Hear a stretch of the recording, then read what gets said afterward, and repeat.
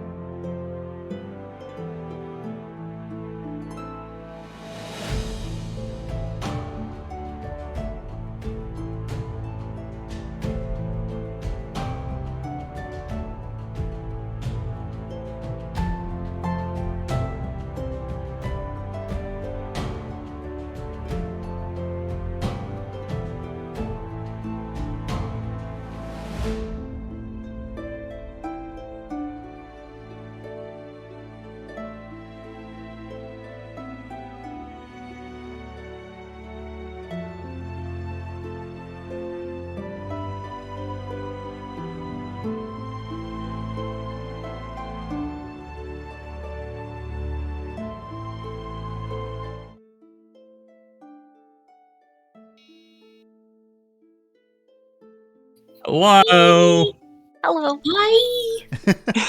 Welcome to the Wednesday night chaos stream on Misty Mountain Streaming, where we are just a bunch of drunkards tonight. So, And we're playing D&D. Oh, is that what we're doing? Yeah. Hope everyone is having a wonderful evening so far. I know it's kind of early. Hopefully, daylight savings time hasn't messed up anyone else too much, because it's definitely messing with some of us. But I'm sleepy. I've been looking forward to jumping back into this story since last Wednesday, and if you guys haven't seen the recaps or the clips or any of that, I highly suggest it.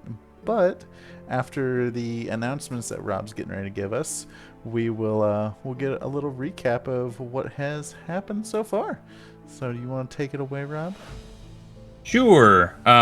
First of all, hello everybody in the chat.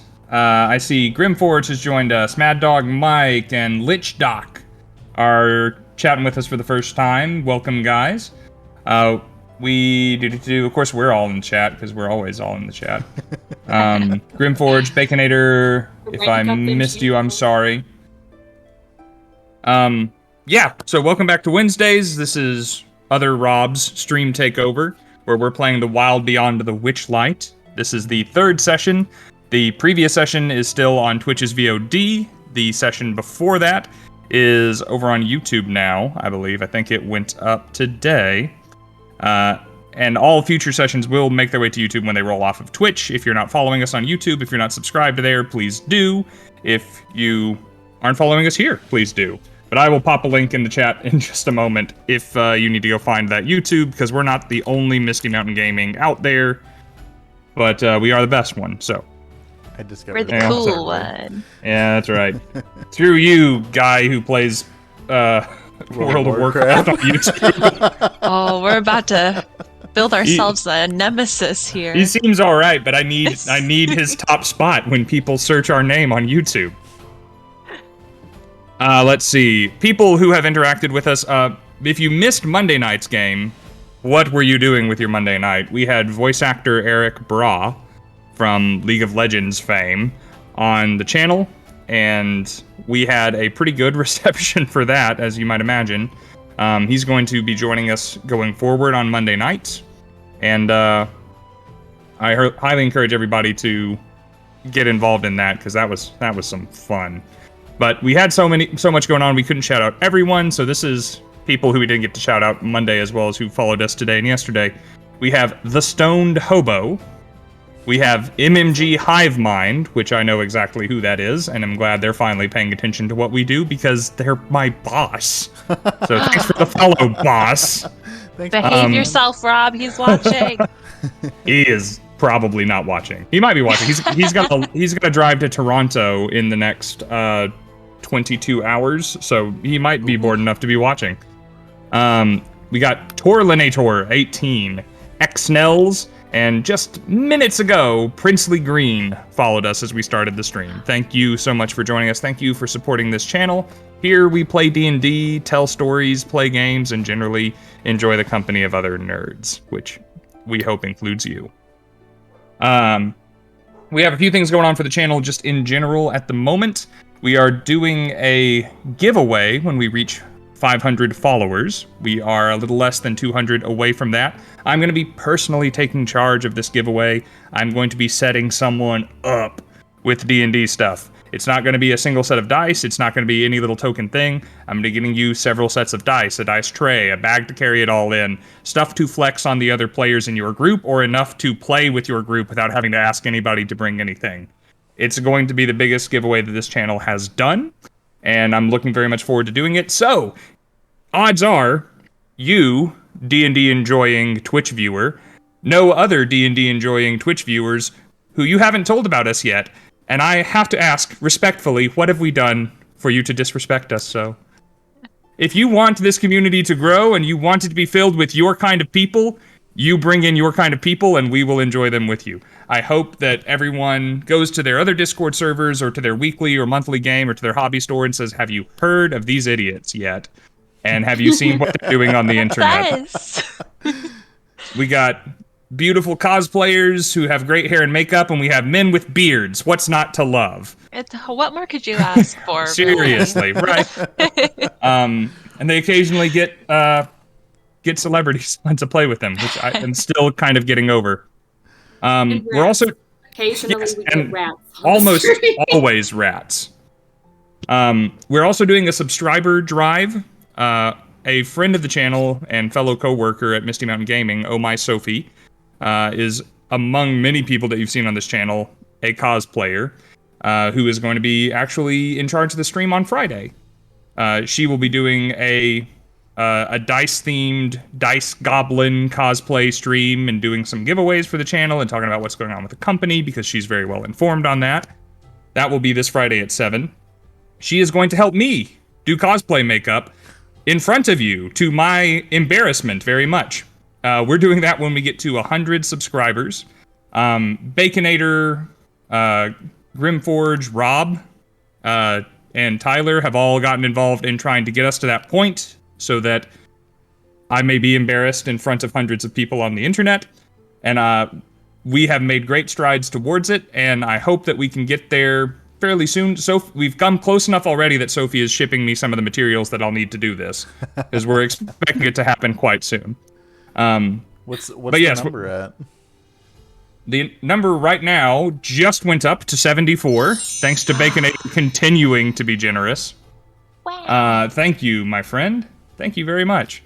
I think Baconator last stream specifically requested a glitter beard, and that has not gone unnoticed. With all the support you are putting towards this, I will sacrifice my face in this way. That will be involved. Which is actually just good, because that means I get to keep the beard. I have to keep the beard if I'm going to put glitter in it. That was a concern initially. But yes, when we were up to 74, we were up high. We were very much closer 2 days ago, but some gifted subscriptions fell away and we went back down. But, you know, it's a yo-yoing thing. We're going to get there, and we're going to have fun when it gets there, and we are actively preparing for that eventuality when it happens. I think that's really the announcements for what's going on. I'm going to be in Atlanta this weekend. I'm going to be working Misty Mountain's booth at Fandemic Atlanta. If you are in the Atlanta area, if you're going to that show already, come say hi. We'll get you a discount. We'll show you some dice. We'll hang out. I need people to drink with when the workday's over, so that could be you. Yes, I thought that said shave the beard, but I see save the beard. I'm much happier with save the beard. Baconator is a stud. Let's get that straight. Baconator is the man. That's all my stuff. I suppose I'm Rob. I'm the guy that's normally on this channel. I'm the D&D wannabe. I'm the Twitch guy, the YouTube guy, the podcast guy, and generally the guy telling other people what's going on and talking for way too long without giving other people a chance to talk. Maybe some of you talk now and say hi and who you are. Well, I am also Rob. I am your DM for the evening. Welcome. The specials tonight are Chaos and Madness, but we'll get to that later on. This is my first campaign. I like to think it's going fairly well. I'm so thankful that all of these nerds are allowing me to lead them along this adventure and tell this story. But you can find me on Twitch at RifleStud, and my Instagram is Happy Nerd Photo if you like cosplay photography and other fun photography in general. Yes. I guess I just made myself be the next one because I said yes excitedly. So yeah, I'm Tyler. I'm Cheesecake Panda. I'm playing Scinn, my crazy, teeny tiny fairy who's kind of a child, technically not, but essentially a child. And on the note of Scinn, we got our first bit of fan art that we asked for last week, and it was of my child. Look at him. He's adorable. It's so cool. This is from Cult Spawn. So thank you so much. Thank you, Cult Spawn. Makes me so happy. Yeah. Makes me so happy. So. You have drawn our characters or the characters on the stream for different things or cosplayed them, and I'm delighted someone has returned the favor for you. It's well deserved. I'm real happy. I love this character because he's just small and stupid. So. He's for every foot tall he is, that's a brain cell. So that's 2 brain cells in total. They just bonk together sometimes. They don't usually fire on the same cylinder. Yeah. So. And I suppose now it is me. I am Maddy, also known as Maddy Moselle. I'm a cosplayer. I like to paint myself different colors. And I'm playing Sawyer, who is a human monk. And I'm excited to punch things eventually, I hope. We've just been causing chaos so far. But you know, here the whole time. I've got some punches ready to go. That'll happen eventually. I've been here the whole time. You could have been punching me constantly. Yeah. Everybody wants to punch the satyr. That's actually one of the carnival games. You know, we're gonna hire him on. Punch the satyr. I thought it was a dunking booth, but no. See, hey Princely Green, glad that you could join the chat. Thank you for coming and give us a follow. We really appreciate that. That's how we grow. And Abby Kate is saying hello to one of the Robs. That would be me. Sorry, other Rob. Everything's ready for an awesome show. Thank you. I'm so glad you showed up. Thank you for giving us the help. That is my dear friend who is a warehouse worker for Misty Mountain Gaming and has prepped us for success this week. And Grimforge already buying inspiration for people in the chat. That Thanks, is Grim. Grim's speciality. I feel so inspired. I will say I was requested and then forgot to do. If you are artistically inclined and you want to draw moments or characters, any of us or NPCs from this particular stream, like tell me the name again, Ty. Who was that? Oh, Cult Spawn. Like Cult Spawn did. We've already kind of had talks about doing kind of a mid-roll through the break, showing off moments from the campaign or bits of art, but we would rather it be bits of art that you guys created so that your talents can be displayed, rather than just finding Wizard of the Coast's art from the books, which would be terribly easy and less interesting. So, there's no bottom threshold here. I will draw stick figures and fill it in if I need to. But we currently have the 3 pieces of art that Tyler has done and the 1 that Cult Spawn did. If we can get that into double digits, I will happily make that into a mid-roll for the show. So anything that you want to put up here that is related to the stream, you know, maybe you're not artistically inclined in like illustration sense. if you can make a funny limerick, I will absolutely include that. A limerick. I would love a limerick about our adventure in the carnival. Just Yeah. tweet at us, tag us, send us a message on Twitter, Instagram, Facebook. I'm the guy that answers all that stuff, and I'll get it, I'll do it, and it'll be fun. Now I'm done. Now you're done? Now I'm done. Well, so you think you're done. Similar to last week, how we had Scinn give a recap of the previous session from his point of view, this week we are going to get Cheshire's point of view for our weekly recap. Yay, this guy. So cheery. Okay. Does anybody have anything else before I do that? Are we good to go? Are we ready for the D&D? We all got our dice handy? Oh, so Got two of many. them. I heard Tyler's a minute ago, just Yeah. rattling from one receptacle into another. I still love that you have the jail, Maddie. Oh yeah, this is for all the naughty dice. If I roll bad in here. That's where all my Eventually. dice would go. Eventually, I'll bring in. I have a little mimic dice jail that I 3D printed that I put my bad dice in. Eventually, it'll come out. A lost member of Kiss Mask. Actually, this mask is inspired by one of the first anime I ever watched. If anybody knows what that is, I will be impressed and very tickled. But as a hint, it was only half a mask in the show. Well, I've been asked to give a recap from Cheshire's perspective. Cheshire is not an avid note-taker, even though Rob is. So some stuff's going to be left out. Plus, I've been hammered for like half of this. And that was not the character I sat down to play, but here we are. So, it started as something of a traditional day, a normal day in the city of Petal, and I awoke and began trying to entertain the children of the town. I was out by a cornfield and doing little tricks to help them enjoy themselves, when a young lady came by and tipped me quite well, a few shillings.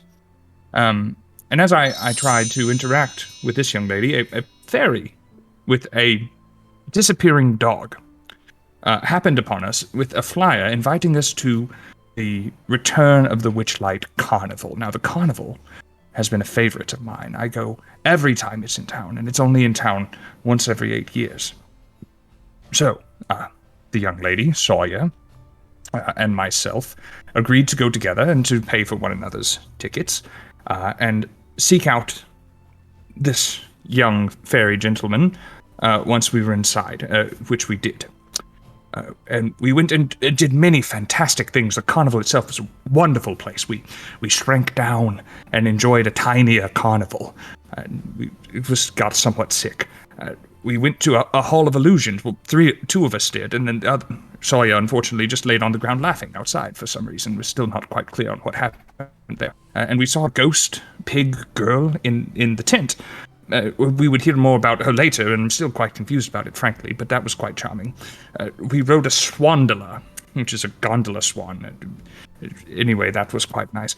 But all the while, it became quite clear to us that something was going on, especially with the fellow at the Hall of Illusions, who was a mime and didn't talk, but then we found out that he couldn't talk, and that he was in love with a songstress on the other side of the carnival, and had planned to propose, but could not, for mysterious reasons. Well, we went to looking into that, and as we were looking into it, one of the owners of the carnival came by and determined by some means that I frankly must say are probably quite meaningless, determined that I was to be the monarch of the carnival.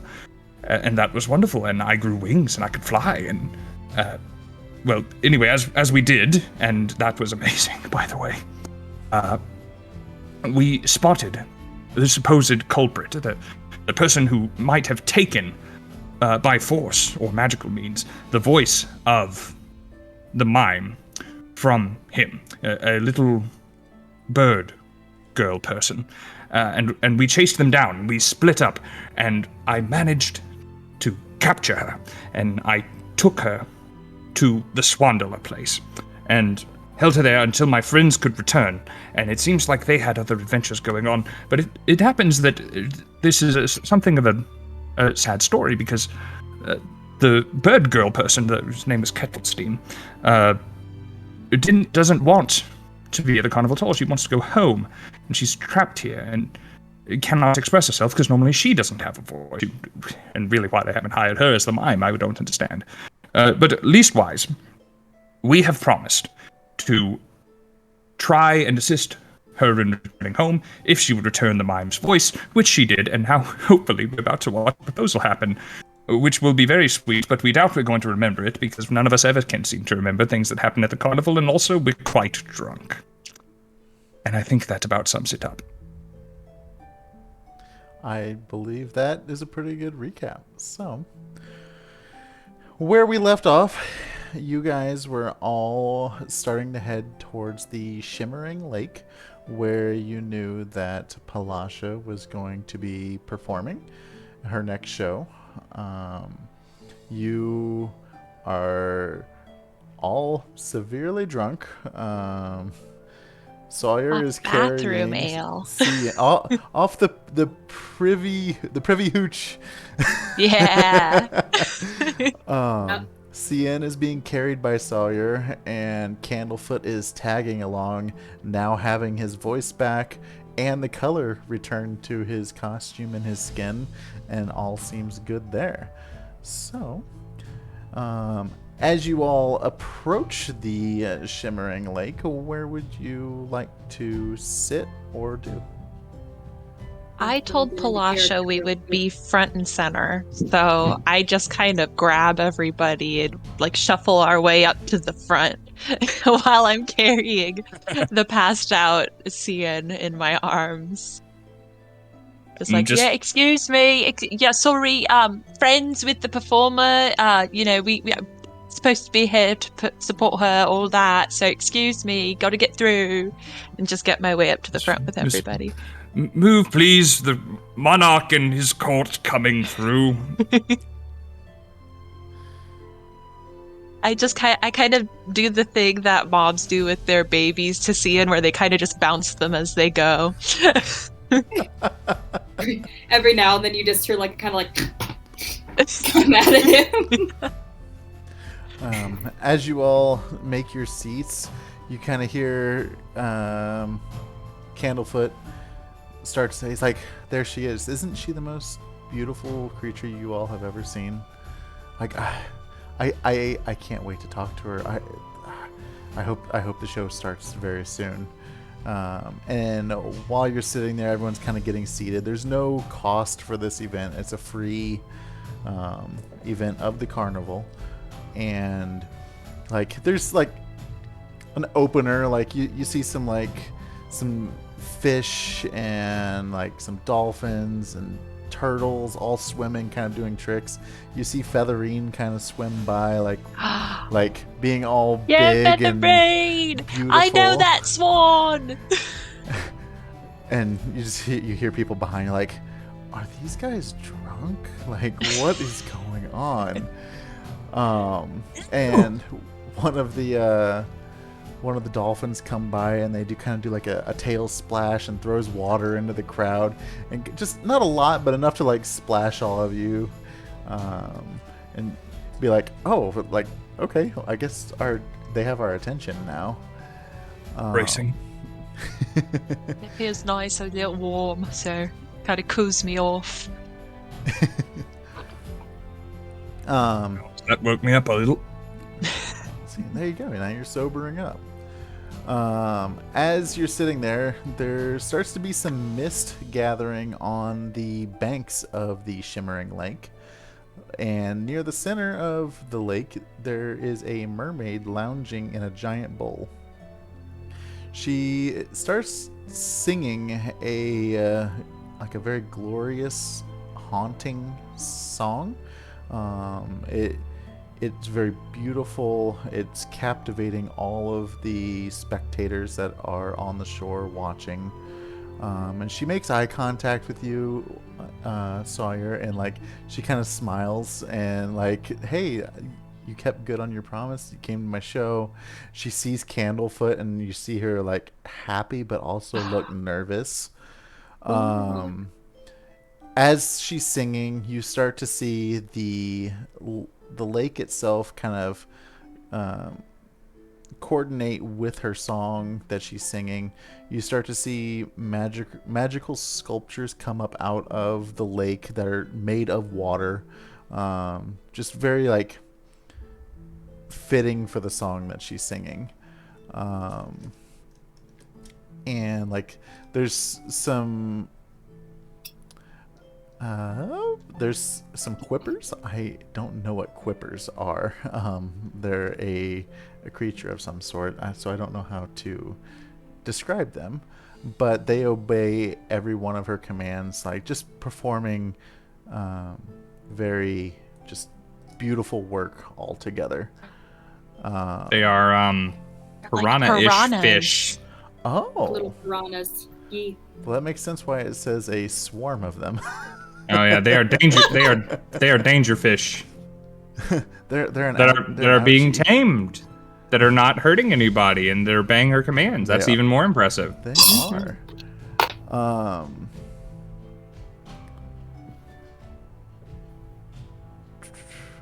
Sawyer like grabs Cheshire's arm when the little quippers come out, and she's like, "Those fish have teeth," and she's just like very surprised by this discovery.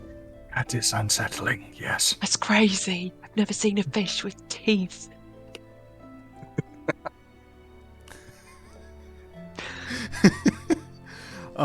So as this show is going on, how are you guys taking in the show? Like, what are your feelings towards it?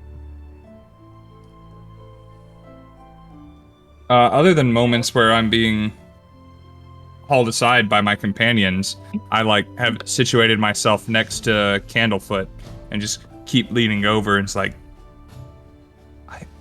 are you going to propose now?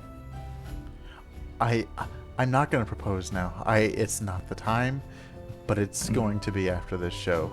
Right. And then 2 minutes later, it seems like a good time now. I think there's a little bit of a lull.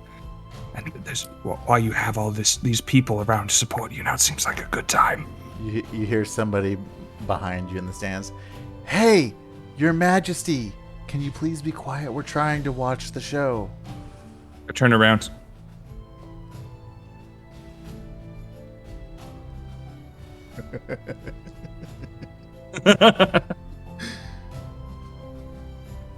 I like to think you do have propped this teeny tiny little fairy between the two of you, so it looks like he's sitting, but he's there just...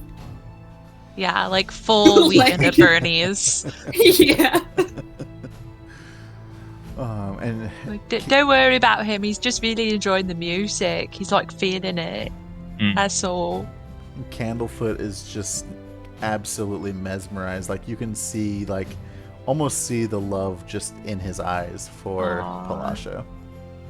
Sawyer is like very proud. She feels like she's played a hand in this, and she's just like, hell yeah, I helped. As the singing kind of comes to an end, you start to see the water sculptures go back under the ground, and she kind of does like a quick twirl in her bowl and jumps out and back into the lake and starts swimming over towards you all.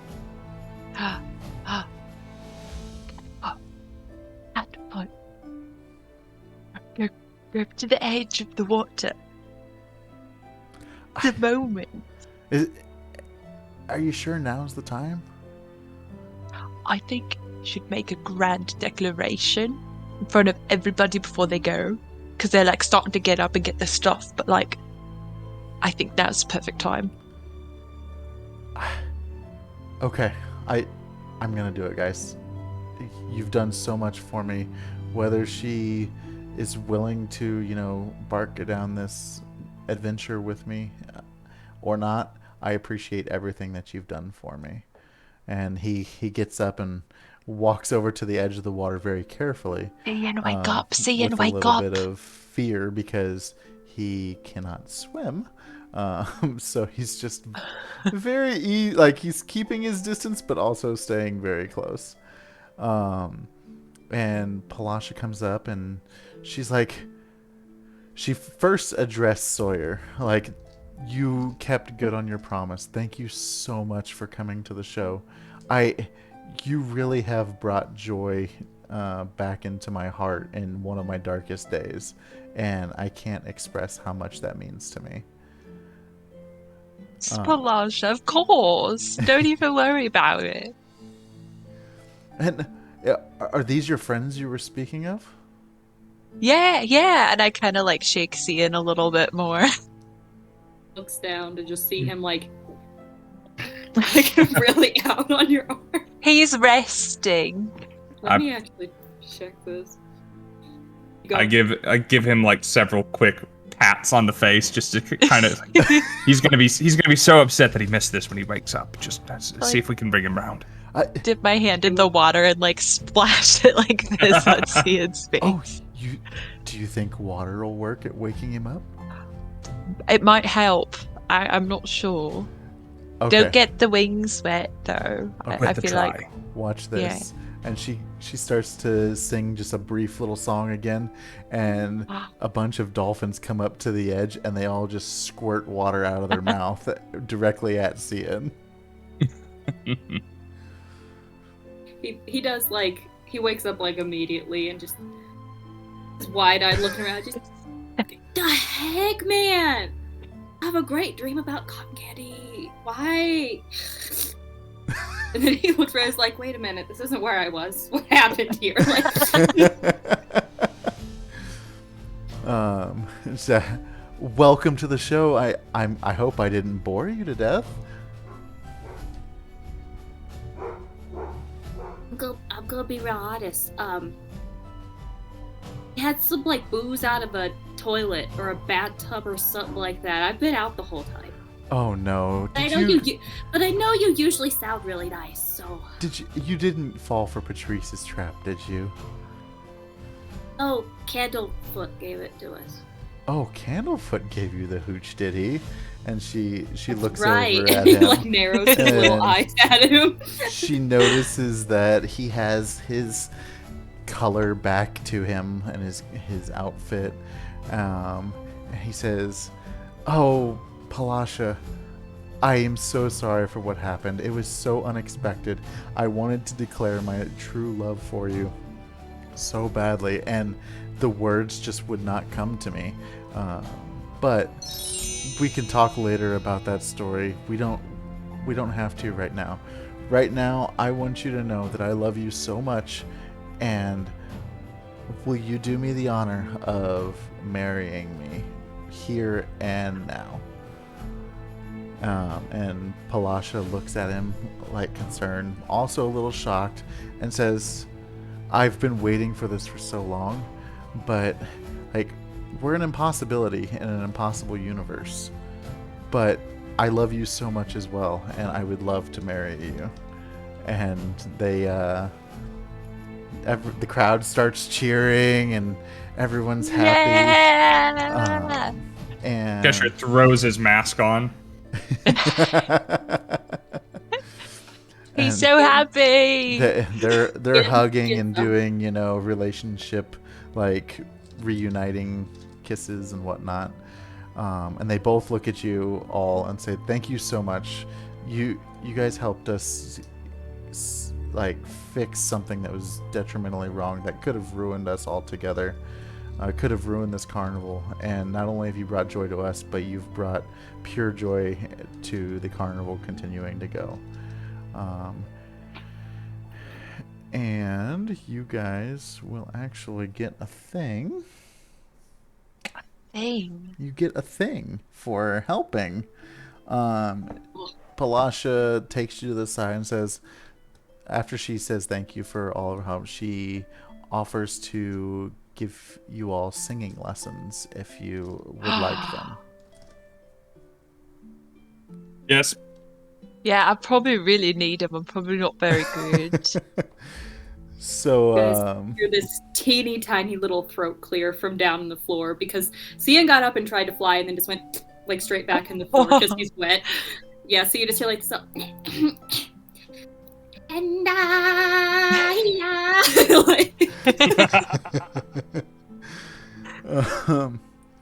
so, while you're in your quick singing lesson, give me a quick demonstration of a poor little song sentence, so she knows what she's working with. Oh boy, singing in accents. That's not a talent I have. Hey, you remember when I'm you at split the the party on me? carnival and I'm singing. And I'm here with my friends at the carnival. Let's see. Can you feel the love tonight? And she's like, "Wow, That's you really guys, good. you guys are actually surprisingly very good." So, all three of you can jot down that you received a singing lesson from Palasha that may benefit you in the future. Okie dokie. I should put that in the electronic notes so I have them even when I can't find my notebook. So, now that the crowd is, they've cheered and Palasha and Candlefoot have kind of gone off on their own way, you guys appear to be the only ones left there on the shore side. What would you like to do now?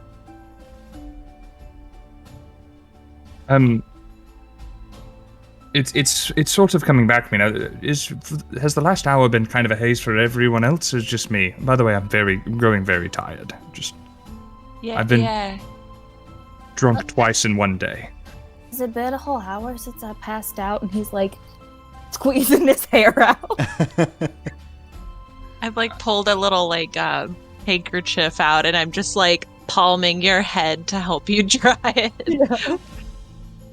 I'll be honest, I'm Yeah, not quite sure when you fell asleep. But I know at least the last hour was a blur for me, and that's probably why. It all happened real fast. Someone, and frankly I don't remember who, and perhaps it's not important, mentioned the pig-faced girl, the ghost, Scinn, you remember, from the Hall of Illusions. They called her, I think it was Kettlesteam, actually, who's still with us somewhere, by the way, but can't talk anymore, so that's unfortunate. Called her So Pig, and said that they were a hand, one of three hands. And Scinn, do you know of any? I mean, I thought you were a hand of the Witchlight Carnival, but are they more hands, less hands, perhaps more fingered than you? I don't understand. Well, I mean, some people are born with like a sixth toe, which is just real weird. I was born with none. He like Hooves. quickly looks down at your feet like, oh snap, I never looked. You got hooves. I do. Yeah, there's a lot of us here, so I mean, there's definitely more like hands. I can't say they've got more fingers, but I never seen the little pig girl before that. Well, didn't Kettlestream say something about Zelbilma, an archfey? Yeah, right? Is that the right name? And he like looks over at her Sva. wherever she is. As you Was it- are sitting there discussing this, Timothy blinks in right beside you, getting your attention that something is wrong. What's wrong, boy? And Timmy at the well? No. How are you used to that? This is all So startling. It's crazy. You get used to it. You get used to it. We share a doghouse. It's fine. Yeah, what? What's wrong? and he just kind of like he like tugs his head and like points in a direction, and you actually see Sopig taking Kettlestream back towards the tents, and almost forcefully, since she can't talk anymore, but like just taking her that direction, and you see her. Well, Maddy, you wanted to punch something tonight. I'm ready. Let's do it. Scinn immediately and very loudly just shrieks. Like this high-pitched little shriek just goes across the field. Before he's like, he gets up and tries to fly again and he can't, so he's just like running on his tiny little feet. Yeah, Sawyer runs and it's just like, hey, leave her alone, you weird pig thing, girl thing. I'll gallop after them and snag up Scinn on the way. She kind of. Can I just go in and punch the pig?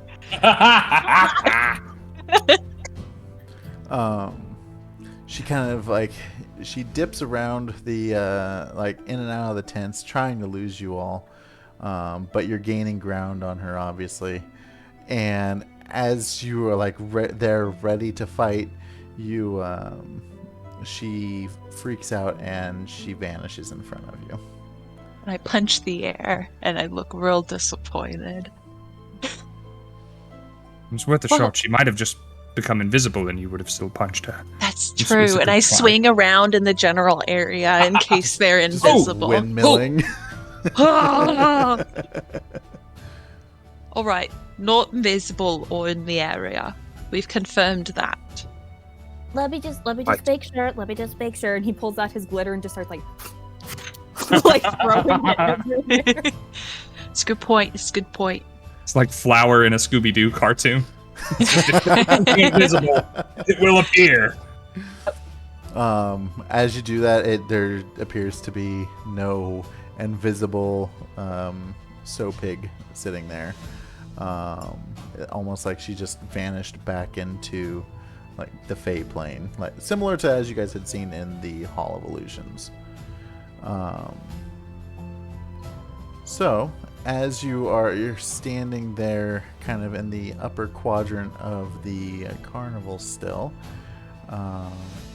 you are sitting there kind of confused as to how Kettlestream was just partially abducted and the abductor then just vanished. Take Kettlestream's little hand and like put it over my arm and kind of cinch the arm up, put my other hand on it, like we were having constant physical contact and I'm not letting anyone take you now. Yeah, Scinn quickly sends her a little message that's just like, my God, you're such a child, people are trying to kidnap you, and like I'm gonna just like take out like I don't even know what I'll manage all the things he has on him, but he's gonna like try to like with like some of his extra fabric or something, like tie himself to her. Like is that I think I heard pot calling, Kettle. Sorry. So at this point in the carnival, you have, I would say, about 30 to 45 minutes. It's probably about 11:30 or so. The carnival's scheduled to end around midnight. Mr. Witch and Mr. Light have not sent for you. So you're just kind of there in the crowd with your party and Kettlestream. And you all of a sudden notice, Cheshire, that your pockets feel a little heavier. That was the opposite adjective I thought you were going to describe them with. Still holding on to Kettlestream, I will investigate my pockets. Okay. No need to roll a check. As you reach into your pocket, there is a small pouch that has shown up in your pocket. You don't know from where. And as you open it up, you count out 100 gold pieces.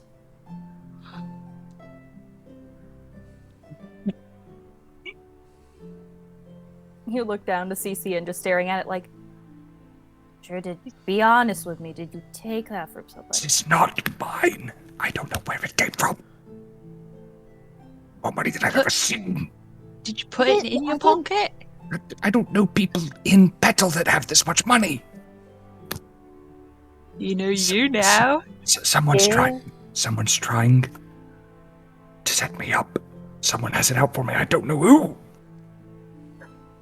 Here, Someone has stolen from several people at once, clearly, and is trying to frame me. If you're worried about it, buddy, I'll hold on to it and give it back to you at the end of the night, because, I mean, I'm cute. I can talk my way out of anything. It's fine. And, like, Sweet. as he's saying this, he's, like, climbing up on top of Kettlestream, like, wrapping his body around her, being like, if you're going again, I'm coming with you. Like, No, I thought that... we, as the players, have this map in front of us. We, as the characters, don't have a pamphlet or a map or anything, do we? Nope. Okay. Is it possible that as we've wandered around the attractions and flown over, that I've kind of seen the things that are on this map and know where they are, though? Yeah. Okay. Yeah, because you were flying at your own speed with your butterfly wings a few hours previous. We should do the right thing. There is a lost and found here at the carnival, and perhaps someone has misplaced this, and it has landed on my person, and if I was missing this much gold, I would certainly hope that someone would do the right thing and turn it in, and so that I could come claim it. I think that's where we should go. I mean, you could. I mean, why don't we, like, give it a couple minutes, see if anybody comes like running around concerned? That's true. Okay, that seems like a reasonable suggestion. Or, at the very least, I suppose I could turn it over to you, as you work here, and if anyone comes asking for it, then you could perhaps give it to them. And if no one comes to claim it, then perhaps it is simply, it's hard to say that 100 gold pieces would be up for grabs, but maybe it'd be up for grabs. I mean, I could definitely take it, and then if somebody even comes, like, running up accusing somebody, like, they can't accuse me, look at me.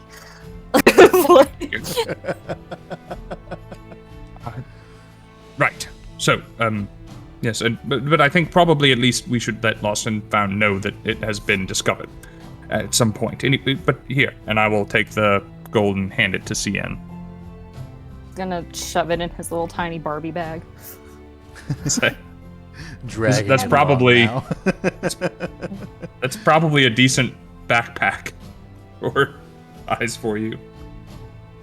Can I do, like I don't know if this would be like an insight check or a history check or something, but can I think back to seeing anybody slip this into his pocket, or if this is like a magical means kind of thing? Roll me an insight. Okay. 15. Okay. Where did it go? I'm gonna send you a message on Discord. Secrets. That's the first secrets, the first whispers on this channel. I haven't done that in any of the games I've run.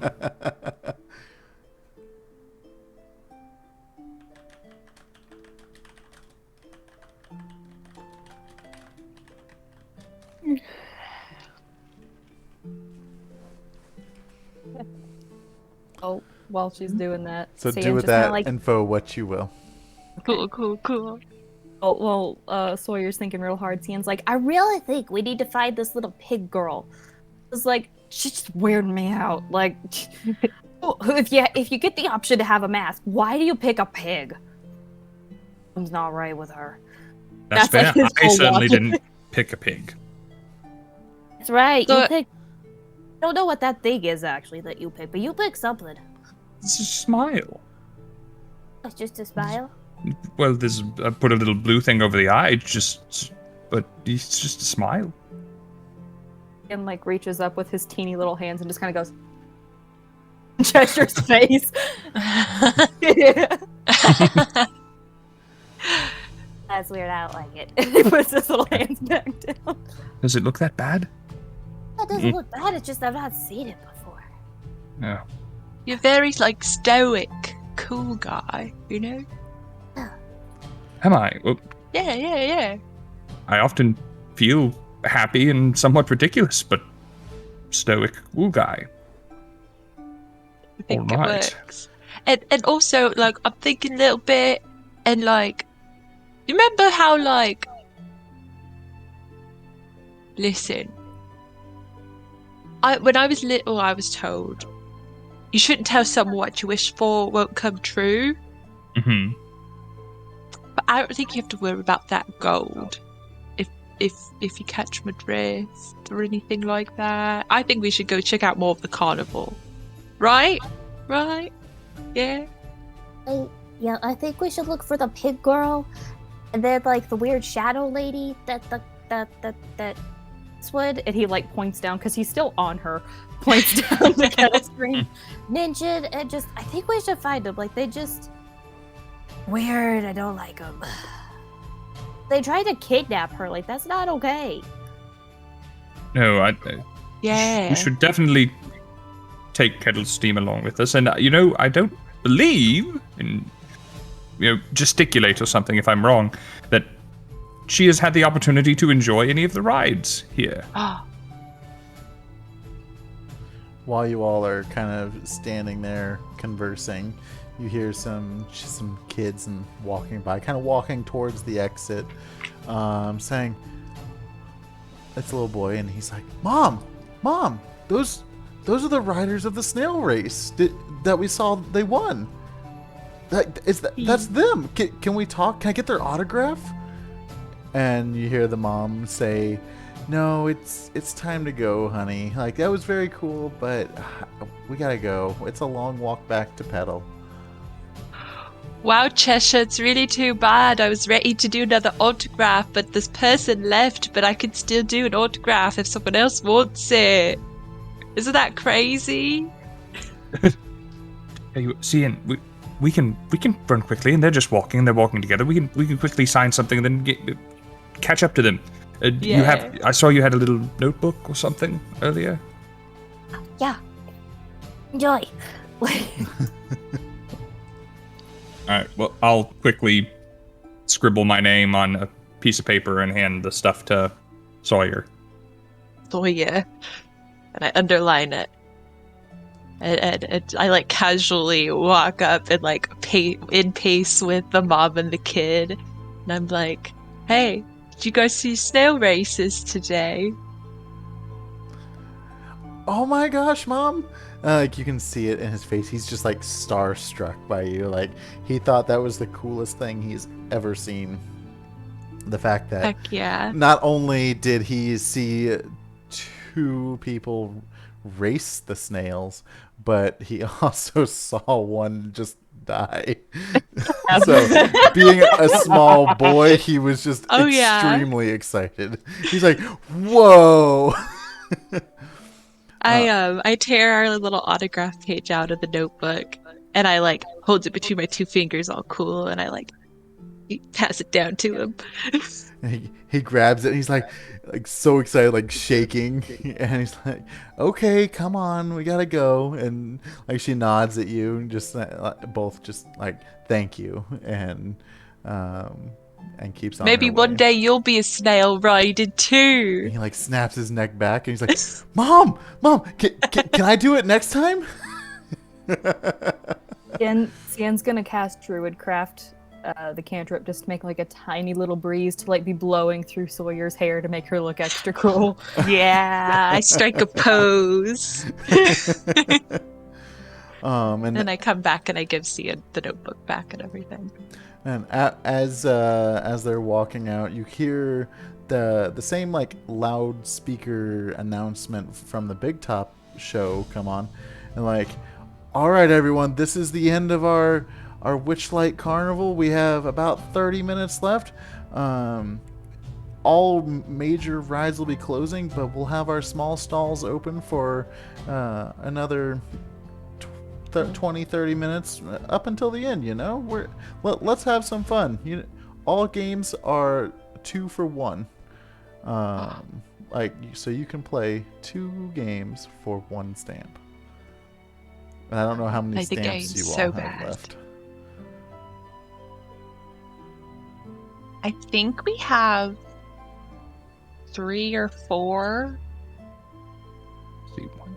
You said the Right. Silversong Lake didn't cost 1, so we Correct. did 1. Snail race. The big top cost 1. That's 1, 2, 3, Pixie 4, Gina. 5. We've done 5, so we ought to have 3 to go. But we've done a lot of things that didn't require That's punches. true. Okay, so, yeah, you guys have the option to play some games or kind of get your last carnival snacks, kind of whatever you're wanting to do. What are the different games that are open? There are, good question. There is, so as you're walking through, you see what appears to be a ring toss game. You see a little gnome on a stage, and it looks like they're doing kind of a poetry battle of some sorts. And the gnome up there that you see is actually very familiar looking from when you were over by the Pixie Kingdom. I believe his name was T. Pizzle. You have goblin wrestling rings. Ooh. You have catch the dragon by the tail. And guess the number of feathers, and last but not least, outstare the Cyclops.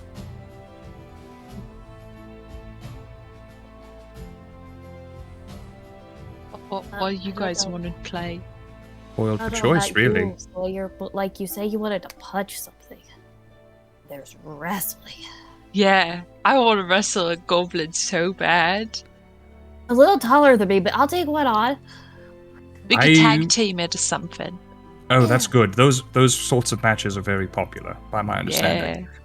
Yeah. And I can spectate with and keep an eye on Kettle Stream while you go have fun. I'll watch. I'll cheer you on. Okay. So as you guys go up and you see the goblin stretching and the guy punching tickets, like, oh, are you both wanting to wrestle? Like, we only have one goblin actively ready. Like, we can only do one at a time. But, and you see him starting to think. He's like, I have an idea. You two versus 3 goblins. Oh yeah. Let's do it. Yeah, we're like tag teaming them all. I'm ready. I suppose that would be fine unless you have a 4th goblin. I mean, because my friends, I should not. Yeah. So, Let's do it. How do you guys feel? Like, is it just like punches or like? Well, be honest. I sometimes accidentally set things on fire. you know what? With it be, he kind of pulls out a pocket watch and looks at it. He's like, it's this late in the night. Looks around to make sure there's no children around still. He's like, you know what? No weapons, no rules. Other than no weapons. Let's go. He turns to Sawyer excitedly and he's like, I have permission to set things on fire. Like, Gotta set so much on fire. You just gotta. And I like crack my knuckles and do some quick like pumping myself up sort of stuff. Where did the... Okay. All right. So as you You get guys... the opportunity, get up on the ropes and slap the back of your elbow a couple of times, and then jump down on their little green That's heads. really good. Yes. That's, oh, I you're saw that smart. somewhere before. So as you guys are... Call everyone brother, and talk about cream for some reason. I'm pretty sure that's a vital part of it. All right. Yeah. Cian hears that and like looks over the goblins like, you ready, brother? As you guys are getting into Can the you ring, smell what we're cooking over here? you hear the announcer gobbler say, "Strong folks, test your mettle in a goblin wrestle. we have a special show here. We have our 2 adventurers here, a human and a special Witchlight hand favorite, Scinn the fairy.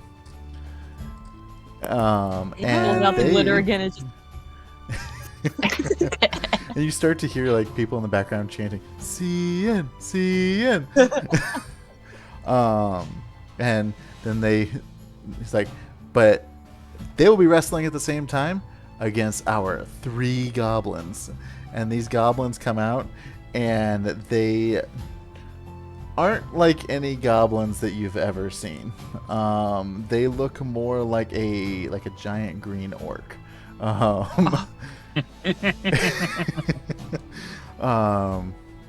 So This is fine. This is great, yeah. So Go team. Chester's just over there on the sides like, I'm glad I set this one out. in my 9 hit points. Yeah. The announcer comes back over to you and looks at you all and says, alright guys, the only rule here, no weapons. First to pin one of their opponents wins. And he looks kind of at all of you for agreement, and everyone agrees, and he says, okay. He goes to the side and rings a giant bell, and the match starts. So tell me what it's looking like from your point of view. Alright, Scinn, we're gonna do great. This is gonna be great. Don't you even worry. And I'm just gonna charge one of them. You, as you're charging, one of the goblins just kind of sticks his arm out and clotheslines you and sends you down to the ground. Oh. I'm gonna swing my leg around to try and trip them, hit the back of their ankles to knock them down, so we're both on the ground. Okay. So, as you trip him, the goblin comes to a crashing fall, and you hear it on the ring smack, and it just thunders, and it attracts more people in the area. Yeah. Making noise. Scinn, do some fire stuff. I'm gonna say as a distraction while I wait for the right moment to try and climb on top of this guy and pin him. You watch the end just kind of and he picks up some dust and is Yeah. way too into it, and he's gonna cast fire bolt at whichever one is the closest. Okay. That is a 6 to hit. You have inspiration? Due from last week. I'm using Yeah. it. Better, a little better. That turned into a 13. Okay. Took off my inspiration. That is enough to hit because he is not wearing any kind of armor. Still leotard. Just his leotard, his loincloth. With the fringe on the pants. It's very brightly colored. That is 7 points of damage. Okay. So he takes that firebolt and looks at you what? He's putting the fire out on his arm and almost becomes enraged a little bit and comes back at you and just kind of throws a punch and let's see. It's in the new Queensbury rules. A 10. Oh, if this was Luca, yes, but this is Scinn, so no. Yes. So he takes his swing at you and you dodge out of the way real quick. And then the third goblin, he's kind of climbing up onto one of the top ropes near Sawyer, ready to pounce. So Sawyer, we will come back to you. I'm going to get up from prone, and I'm gonna copy him and mirror him exactly, and climb up next to him and just be like, "Hey, Okay. So you both are climbing up to the top of this. I make eye Ring contact post. with Cheshire, and I give him like a nod, and then I go like this, and I'm gonna wait until the right moment, my next turn, to jump on the guy that I tripped down, and get him. Okay. I'll shout back up to her, "People's elbow! People's elbow!" And I'll give her I'll give her my final remaining bardic inspiration. Awesome. The goblin that's on the mat that you tripped earlier, he hit his head when he went down. So he's just kind of knocked slightly unconscious. But I wouldn't say unconscious, he's just like dazed. Dazed, yeah. So that will come back to CN. Okay. He like kind of like danced around the guy that came to hit at him. And now like he's feeling like way too overconfident in himself for like how teeny tiny he is. So he's here just like and because like he's in fighting, like they're in combat, like close combat range, he's gonna have no weapons. So he's gonna just like go to punch, which is not anything proficient, so it's literally gonna be like a 1 damage if I hit. But Okay. me go to my Sawyer's so proud. My unarmed strike is a +1 to hit and absolutely no damage. I have no strength. Oh, it's literally just for show.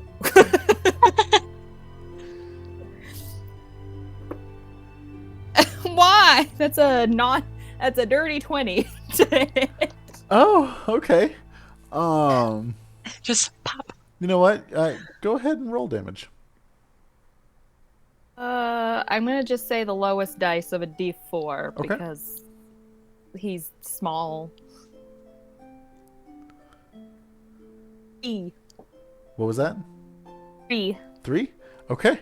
So as you're just kind of well, actually no. I'm not gonna do this. How would you like to do this? God. Yes. Yeah. So a sheep shows up. No, I'm kidding, Rob. I had just taken a sip of coffee. You cannot do that. Yeah, no, it's seeing God literally just damn. kind of. It's just him like dancing on his feet, just like, oh yeah, I just. Just an open-handed slap, and not expecting that much to happen. He just does an open-handed slap, and this goblin just like falls over, and he's like, You slapped him so hard he actually fell over the ring ropes beside him. So he is out of the ring. Yes, Ian. He immediately, like the child that he is, like turns and looks at Cheshire in the crowd with wide eyes, just like, killed a man.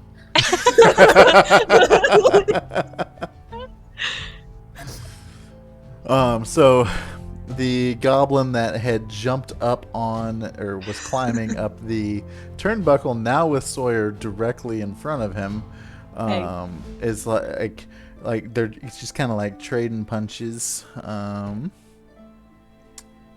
13.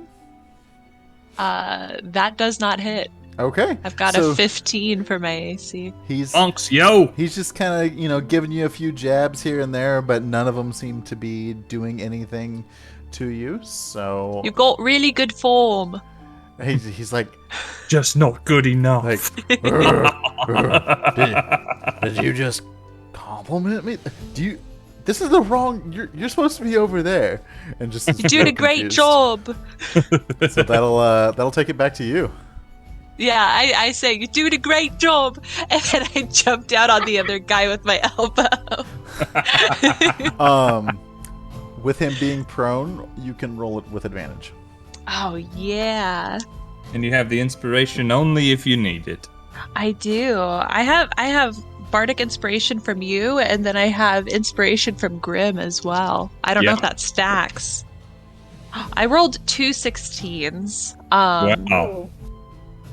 Plus 5 to hit. I So feel like that might- 21. You know what? I think that'll hit. Okay, Barely okay, clears cool. it. So that is going to be 6 damage. Okay. So you come down flying elbow, and he's like, Ah. ooh, and he just like grunts, and now he's it's now his turn. He's like trying to like recover, like, oh, that hurt, and he like starts banging on the ring, kind of making a commotion because he's becoming kind of enraged now. Oh. And he's just like, he looks at you and he just kind of like tries to, are you laying on top of him or now to the side? I'm like on top of him, and I've gone from like slamming my elbow into him to like resting on him. Posing. Aww. So he'll take one of his massive hands and swing it over and try and hit you. And while he's enraged, does he get a advantage on rolls like that? I believe so. Kind of like a barbarian would, I guess. If you're doing a rage for him. Okay. Yeah, I think that would be an option that you could take advantage of. Okay. I'll do that. That is a 16. Oh, yeah, that gets me. Okay. Let me find my damage dice. And I already took 1 damage from the pixie kingdom when I vomited all over the hamster. So, let's see what happens. That'll be 4 points of damage. All right, cool. Okay, so he's just kind of like slapping, trying to get you off of him. Scinn, what would you like to do? He's gonna come out of his little stupor of like, man, I murdered a person just now. I murdered a person today. And is gonna go see Sawyer get hit. It is gonna go for the other one. What do I want to do? Only prepared 2 spells that actually do any. Oh wait, I have 3 spells that do a damage. So we're gonna go for this one because it gives him the option to not maybe get quite as bad damage. So Scien's gonna run to the other one, or close enough to the other one, like within 10 feet. The one on the ring post or the one laying on their mat? Ring post, because Sawyer's on top of the one on the mat. Okay.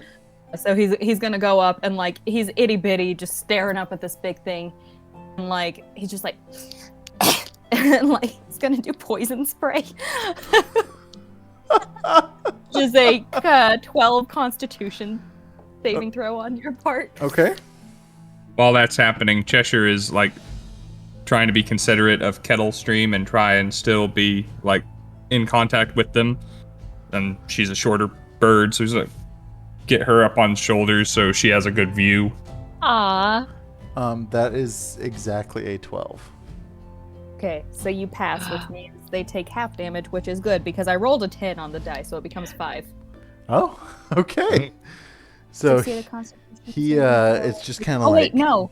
Oh. No, you don't take any. Normally, spells where you do a save is a half, because this is just a cantrip. It's either you make it or you all don't. or nothing. Okay. That's exactly correct. So you don't actually take anything. Okay. It's just some bad breath at this point. He's just like, what the heck? And seeing that Sorry, bro. you're I'm the sorry, tiny brother. I had fairy nachos for blood. right below him, Yeah. and he can either jump and squish you, or he can make a Sawyer sandwich over there. He's like, Wow. I look up and give him a wink. and I he's- dare you to do it. Oh no, 2 enormous muscular men in tight clothing want to make a sandwich out of me. No. So after I being don't want that. after being hit by you, or his hit's not connecting with you, rather, he's kind of taunted, and his friend just hit you, so he is going to target you, and he's just kind of gonna fly out and do it, just like a belly flop at you. Oh yeah. Swan dive. And that is a 4. Ooh. So Roll out of the way. roll out of the way, and he lands on top of his other buddy. You two make a really cute couple, actually. And you hear the one that just got landed on. He grunts like, "Oh, get off me, you fool!" and just kind of throws him off. And that'll take it back to you. Yeah, I'm just gonna like kick the guy that's still on the ground. Okay. Let's see. 22 to hit. You know that might hit. Let me check. Yeah, that definitely hits. Double check for me, yeah. There are single digits on the die, Maddie. I don't know if you're aware I of rolled them. a 17 this time. It's That's awesome. It's this one. It's my lucky one. Oh, I like that one. You should definitely get your dice from Misty Mountain Gaming. Yeah, because this they're all was so a Misty lucky. Mountain Gaming dice. Yeah. It's been rolling so good. Yeah. We have codes if you want to use all them. have discount codes. Don't get these metal green ones because they don't roll very well. You can't say that. Nah, my story is being told by Misty Mountain Gaming Dice, and sometimes the story they tell is Cheshire's not good at everything. But these ones all roll fine. These roll so good. Wow. Ooh. Like my favorite. They're all heavy. Like they all Here, are. Rob, hold some up to the camera for the screenshot. There's the focus. That's my favorite too. All right, now that we got that, marketing. So go ahead and roll damage. Yes. Only one of us is paid to advertise Misty Mountain Gaming. Oh, okay. It's not. The rest are honest recommendation. Truth. This stream is sponsored by Misty Mountain Gaming, but it's not though. Really hope. This is going to sound terrible of me, but I really hope when the day comes that I'm running something on this channel that my dice roll just as good as they do when I'm playing. Right? Oh, I have a different set of dice for when I'm running. So, Sometimes if I want to be nice, I bring out the ones I know don't do good. Yeah, that's these. I just intimidate all my dice with my my little dice jail, and then they don't do bad. Well, those were double digits anyway. So. So the guy takes 5 damage. Okay. Not so bad. He is definitely feeling it pretty hard. He's just kind of like laying out on the ring now, just kind of unresponsive, but he's laying there. So that will bring it back to you, Scinn.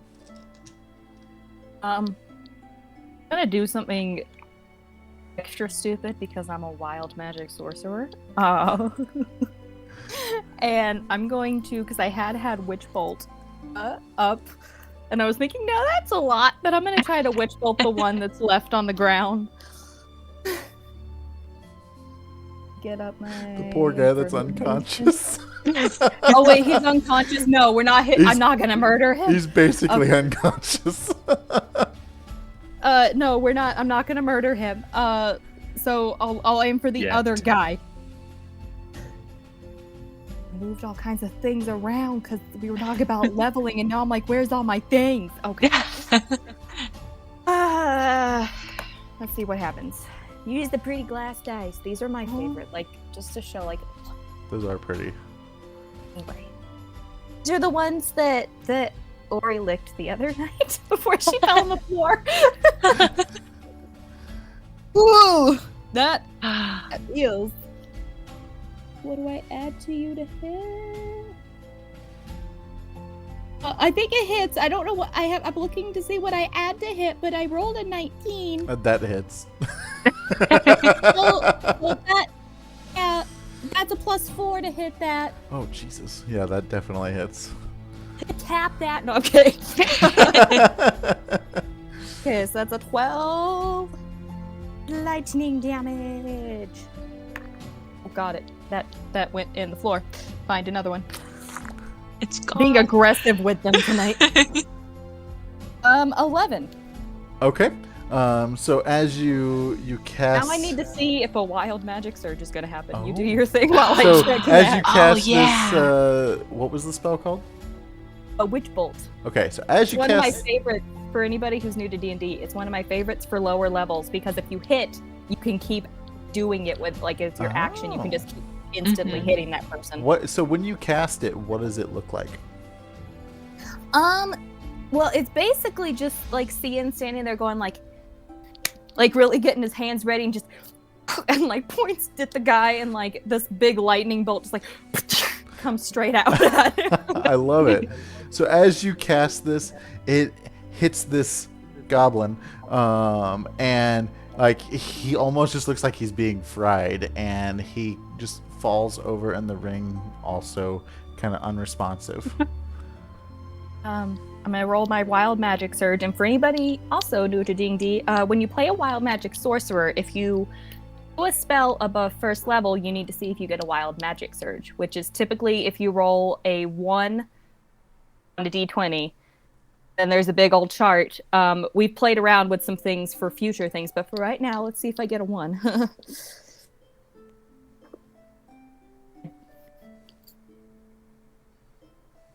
Did actually get a 1. I didn't think I was gonna get a 1 because I never get ones, but there it is. All right, let's see what happens. I have to roll a percentile. Any random Kinku and satyrs in the area immolate instantly. Okay.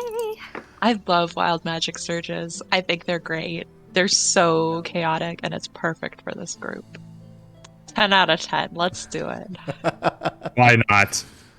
It's the end of the night. Everyone's going home. There's going to be fewer casualties. Light some fires, all that fun shit. Tyler looks so thrilled. It's not that bad, but it's funny. Because it does nothing. It's just there. So I rolled a 26 for my percentile. The way this works is you have a big chart of like 1 to 100, and you roll percentiles and see what number you get to see what option you've randomly surged.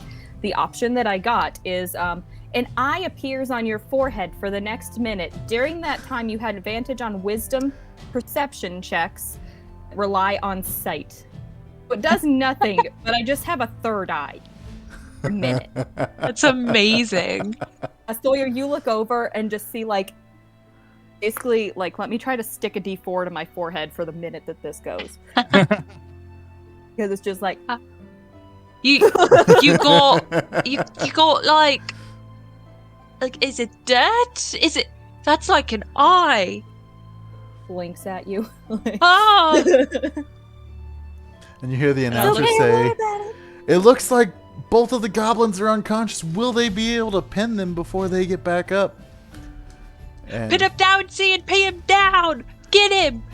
It's gonna like awkwardly like a cat climbing onto its owner, just like and like put his teeny tiny little 2-foot body on top of this thing. Okay, go ahead and roll me a athletics check. Because he's great at that. Wow. The -1 to it. So let's see what happens. I as Stephen not here the night that I'm rolling things bad. I rolled a 4. It's a 3. Because I have a minus. You go up to lay it on top of this giant goblin, and you're just like sprawled out, just laying on top of him, but not doing anything. on his stomach, yeah. Sawyer. Yeah, I'm gonna pin down or grapple the guy that I've been focusing on the ground here. Okay, go ahead and roll an athletics for me. All right. Ooh, that is going to be 21. And Monks. as you're kind of curling up his leg and pinning him down, you hear the ref go 1, 2, 3, and you hear the bell go ding, ding, ding, and they're like, "All right, we have our winners of the night," and you hear the crowd start clapping, and applauding, and let's see. And I go over and I put Cian like on my shoulder, and I'm like, "Flex your muscles, Cian, flex your muscles," and I start like flexing and posing. You guys watch him just go, "Ugh," and like nothing happens. But, like... So as you get out of the ring, you are greeted by the guy who punches your ticket. You see Cheshire over there just going nuts, and he's like, "All right, here's your prizes from the carnival for your winning the goblin wrestling." And he just hands you 2 packages and lets you decide who wants them. The options are a wand with 8 charges, and as an action, you can expend one of the wand's charges to cast the prestidigitation cantrip. And the wand cannot be recharged. And the other one is a glove puppet in the shape of a wizard. As an action, you can move the puppet's arms to cast the minor illusion cantrip. After 3 uses, the puppet disappears in a puff of smoke. Those are both really cool. Is there one that you prefer, Cian? Because you know magic, so like, is there one of these you don't know it, so you can use it? Well, yeah, I could already clean things up. Clearly, I don't usually, but but I can clean things up. But I can't do illusions like Cheshire. So like, what if take the puppet? What if we used it to like do a prank on him? You know, kind of like, oh snap, there's a T-Rex in front of you. Like... That would be really good. I think we should do that. I know what a T-Rex is. I want to see that. It's like a prehistoric chicken that's like as big as a building. It's a really big chicken. I think we should scare him with a really big chicken. With teeth and like arms that are like as long as I am. Like not proportionate like I, but like actually like... Yeah. That's great. Yeah, I'll take the cleaning wand. Right. I'll take the prestidigitation one. Oh, wait, that's really useful actually. Because like they get so messy after we shear them, and there's just like little bits of wool everywhere. I could save the wand and like use it to like clean up all the wool, or like whatever else it can do. I'd never used magic before, so this is really big deal. It's fun. Like the eye is just like the third eye on his forehead, just going. It's the only thing Sawyer's looking at when she talks to you. Only eye blinking. It's the only eye blinking. The other ones he just. She's like, yeah. Let's get her with a big chicken. He's doing that thing like a cat where they're staring at you and just never blink. So very interesting. Why don't you turn around? and we could go scare him with turn a big around chicken. And don't look at me. Yeah, I don't need to see your forehead. Okay. Go ahead. So don't worry as you about all were wrestling, you caught the attention of a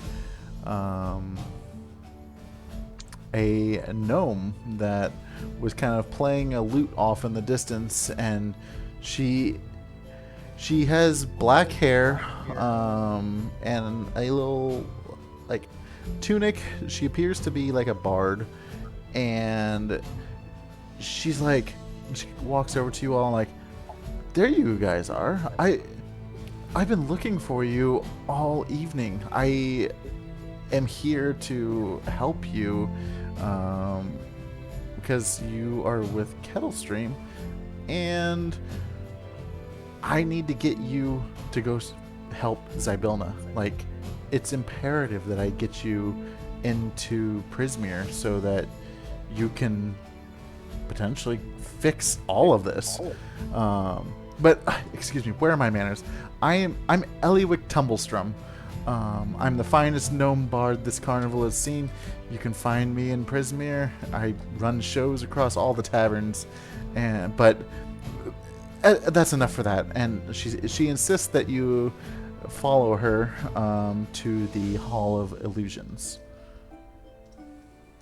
I'm gonna insight check her. Like all 3 eyes just stare at her at the mention of Kettlestream, like, and he's gonna mention something like, You seen any pig ladies recently?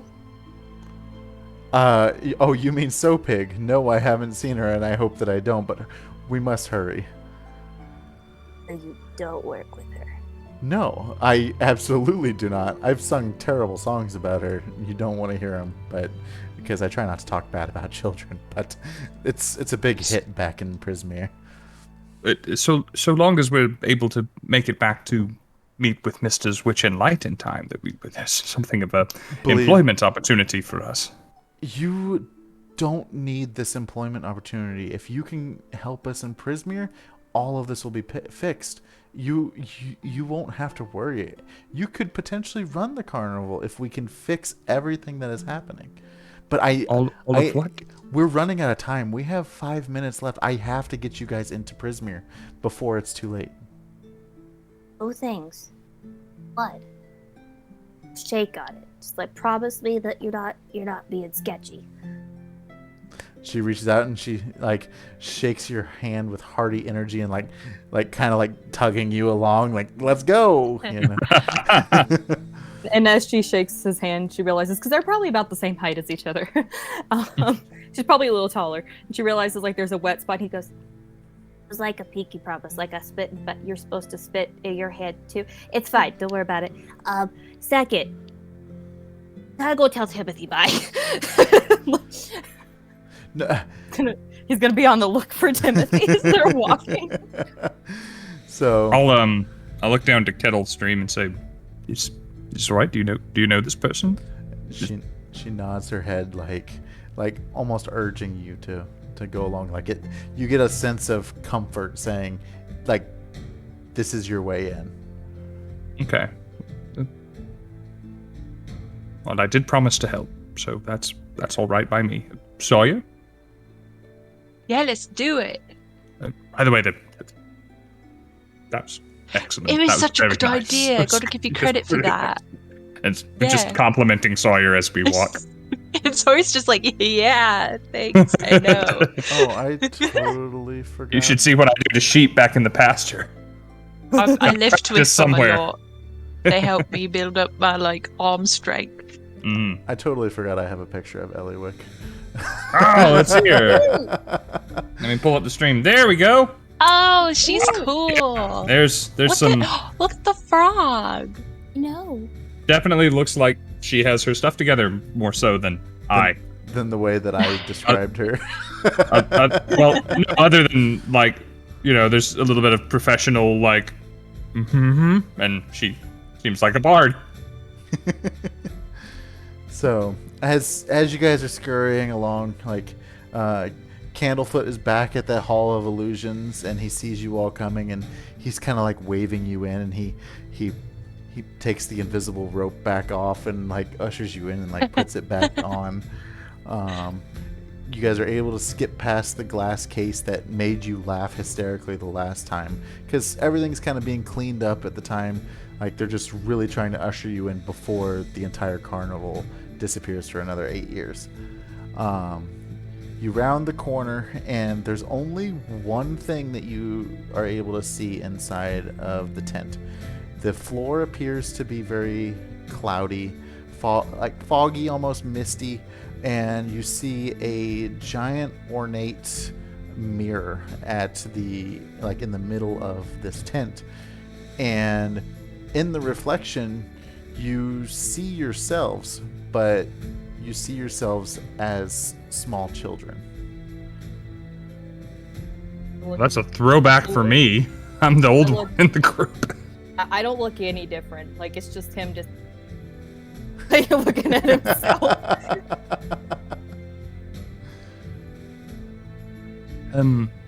This is weird. Someone else is seeing this, right? It's not just me. Yeah, that's me in pigtails right there. I think I look pretty good, to be honest. And he's just looking at his own normal reflection. He's like, "You guys were so tiny." It happened progressively, but I really have gained a little around the waist. Yeah, but you're also taller, so yeah, I think it evens out. There's something. I'd forgotten I was quite that color, frankly. I like reach out to touch my reflection to like see if it follows my actions. It appears non-responsive. Like it's just like almost like a blank image staring back at you. I'm not sure if I like that better or worse, frankly. As you all are just kind of almost dumbfounded by these reflections, Eliwick says, "Hurry, I need you all to gather here in front of it and repeat after me." And she says, hither, thither, here and there, wander yonder, show me where. Ooh. I just saw that we have Harbinger Viking giving out subs. Whoa, hey! Oh, awesome. I missed that. Oh, new follower Princely Green has got one of the gifted subs. Hello, great. Woo. Thank you, Harbinger Viking. I haven't interacted with you in the chat before. Welcome and thank you for making such an entrance. A grand entrance. Oh yeah, that brings us only 20 away from me having to put on cosplay makeup with no talent or skill. We're so close. We're narrowing the gap once again. So, Man, thank you. That's very generous. Thank you. So Eliwick's like, guys, we've got mere minutes. Repeat after me again. And she says, hither, thither, here and there, wander yonder, show me where. Hither, Thither, here and there, Here and there. here, there. wander yonder, Yonder, yonder. show me where. Show me where. Just show, yeah. And as the third of you finishes saying it, you see the mists in the floor start swirling, and in the mirror, the childish images of yourself disappear, and the mirror appears to become a portal, and she's kind of urging you to step through. Yeah, I did this once in my life, and he just goes straight through. As I almost Cian reach goes out for through, Cian, but don't make it. Cian is gone in a flash. Do you That's want to true. like do this like together at the same time? So like, if you're scared, like we could, if you know. Do we know where this goes or why it goes? Why I don't even understand what we're fixing. It's going to Prismere. Zybilna is frozen in time, and you all need to free the domain of Prismere. That's why Kettlestream can't communicate with her. I should really be careful what I promise when I'm drunk. Okay, and I reach out for Sawyer's hand. Let's do it. As Now take his hand. Cian had run through, you guys just heard him go, "Cowabunga, brother!" So the mirror is only really wide enough for one person to go through at a time. Oh, I will definitely take the back seat, but I'll hang on jump to forward, Sawyer. but I'm still holding onto his hand, so I kind of like pull him in with me. I kind of reach back in Kettlestream's direction, see if they are interested in coming or not, but I'm not going to force them if they're not. She tries to follow. We'll get to that. As Sawyer jumps in, you lose connection with her hand, so it's only you and Eliwick and Kettlestream in the room. And Eliwick looks at you and says, just mind the rule of three. The domain of Prismere isn't what it used to be. The hourglass. Incredible coven, that you're rhyming as you go, by the way. Go on. the hourglass coven has really changed the way everything works there. We just really need to get Zybilna back into a state where she controls the plane again. So mind the rule of three: future, present, past. Find the alicorn and free the dormant queen at last. and she just kind of like pushes you through at like a last minute effort to get you in before the portal closes. I have almost all of that. Find the alicorn. The Hourglass Coven is responsible. Mind the rule of 3. Free the dormant queen. Future, present, past. Yep. What a All right, poet. listen. So Thank you for making that easier to remember. And Kettlestream looks just disappointed as always because she has again not been able to enter the Feywild.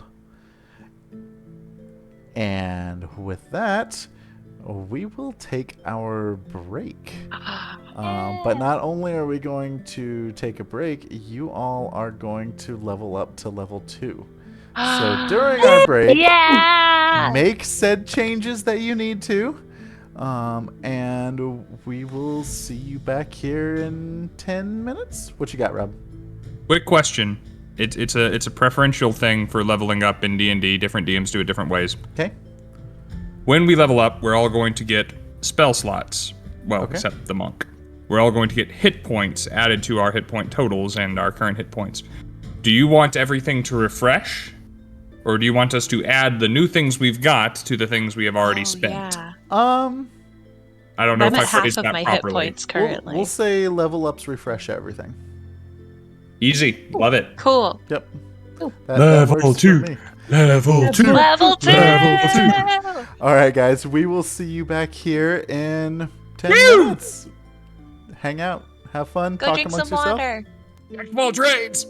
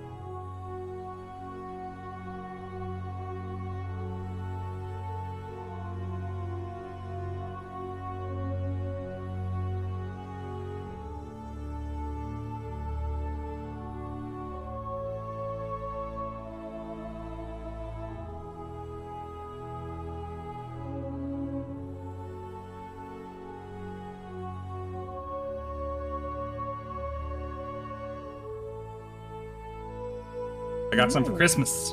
Nice. There. Fancy. Big ass ones. Ooh. Show us your big ass rocks. This is my new D6. It's very cold to hold. I put a D6 in all of my drinks these days. Welcome Wow, you back, nerd. everyone. We came back just in time for Rob to show off his giant rocks. And Why you gotta say it like that? You showed up my giant rocks on the internet. You don't have to pay for it Jesus. here, guys. It'll be on stream every week. So yeah, thank you. You don't get me in trouble. Hey, Mr. Adup. Thanks for hanging out, allowing us to get up, hydrate, stretch our legs. Dehydrate, as the case may be. Dehydrate. You know, we're not dehydrating. And thank you for telling me about your D&D characters. Like, this is literally like my favorite thing is to just like in posts online being like, tell me about your characters. So like, thank you. I was trying to talk and she just was like, will you shut up? I'm trying to read these posts. Yeah, I came back from picking up Pike. She's with us for the rest of the night. But I came back from picking up Pike and Rob said something and I'm like, Prince Green is talking about like But for those of you just tuning in, you just missed out on an epic goblin wrestling What's match. up, Robin? Our party here was greeted by a gnome barbarian, that'd be crazy, a gnome bard, and no barbarian. wanted them to travel through this mirror portal to the domain of Prismere, and that's where we stopped. But with traveling to that domain, our party was able to level up to level 2, and I want to give them a chance to kind of talk about what they did for their level ups, for those of you who may not be familiar with D&D or just want to know how they're spending their points. Yeah, I guess I can start because I probably have the least things to talk about. I went from 9 hit points to 14, so that's fun. And I got an extra spell slot for level 1, so I took Chaos Bolt. That's good. And you got the double-digit Sawyer. HP now, yeah? Yeah, I did. That's true. We're That's not big. squishy. Don't have to As worry about squishy. popcorn guns anymore. I was ready to bust And- them out. Before I stop, I'll let everybody. Oh, he's Little Miss Piccadilly Pike. Pike. Escape! What are you Escape! doing? Abort! Okay. It's okay. I'm shy. You're putting me on camera and I'm wearing nothing. Her thing is like she's not very shy, but like if you pick her up in a way that she's like, I don't like that. She's just like, So, Nope. not today, Satan. Not today. Like, anyway, somebody else can talk. So with Sawyer, I'm very excited. This is my first time playing a monk, so I'm learning as we go. And I'm really stoked that we got to start at level 1, because then I get to learn everything. Yes. But she... Starting at level 1. Yeah. Go ahead. She has her flurry of blows now. And I have key points now, which is the cool little extra that monks get to do extra attacks or extra... I can do patient defense with a key point now, so I can take the dodge action as a bonus action. And I can do Step of the Wind, which is to take the disengage or dash action as a bonus action. And my jump distance is doubled, and I got an extra 10 feet of movement, so now my movement is 40 feet, which is very fair. exciting. So I can't wait to run. Let's see. Before I do my thing, hello to Mythical Mania, my good buddy James out there tuning in while Ubering. Welcome Robin Taylor to the chat. Hello, Mr. Adup. We've got a different crew in for part 2 than we had for part 1. Oh. And I'm delighted to see them. Yeah. Ooh. Thank you everybody that is new here for joining us. You missed a goblin wrestling match as was previously stated. The VOD will be here. Go check that out later. But now we're getting into the weird shit, so you showed up just in time. Cheshire is a bard, a level 1 bard, now a level 2 bard, and I agree with Maddie, starting off at level 1 is entirely underrated, and if you haven't started at level 1 with the character, you have not known true fear. So do that sometime in your D&D career. I have gone from having 9 hit points to having 15, so double digits as well. Feel like I can take at least 1 hit before dying a horrible death. When you level up, a bard can switch out 1 spell for another spell. I decided to trade out Vicious Mockery for Prestidigitation, which makes my 2 cantrips Minor Illusion and Prestidigitation now. And I got a new spell slot, and I picked up the spell Healing Word. So added to Cure Wounds, I can heal you wherever you're at now. It's action, bonus action, I'm ready. Y'all gonna be surviving around me. I also picked up Jack of All Trades, which is a really cool bard feature. Everything that I wasn't good at before, I'm now kind of good at. Because bards get to be good at everything. It's entirely unfair, and that's what makes them the best class in the game. Don't at me. Or do, because I love talking about it. And I also get Song of Rest, which makes being around me while relaxing more enjoyable and effective. And that's all I've got. Okay. Oh, I want to add, just since we're sharing all of this, I start with 2 key points, and I gain more as I level more. So, Yes. like Mythical Mania said, I have to spend them wisely at the moment. I don't have many. Wisely should be easy for a monk. Oh, but not Sawyer. She has a +0 to her intelligence, so she's not the sharpest crayon in the box. Yeah. As a spellcaster, you don't get too many things early levels, but like once you hit like 4 or 5, like you feel real good. Mm-hmm. So As long as you have that wild magic to compete with it. yeah, some of the things with wild magic are really good, and some of them are real crappy. So Third Eye, I'm so glad we've already seen wild magic, because I've played in games where a wild magic sorcerer never got a surge, and you did it first time, like a boss.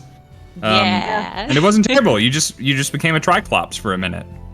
yeah, but I was really Triclops. hoping. I still someday really want to get the turn into a potted plant for a minute option. Like, That would be fun.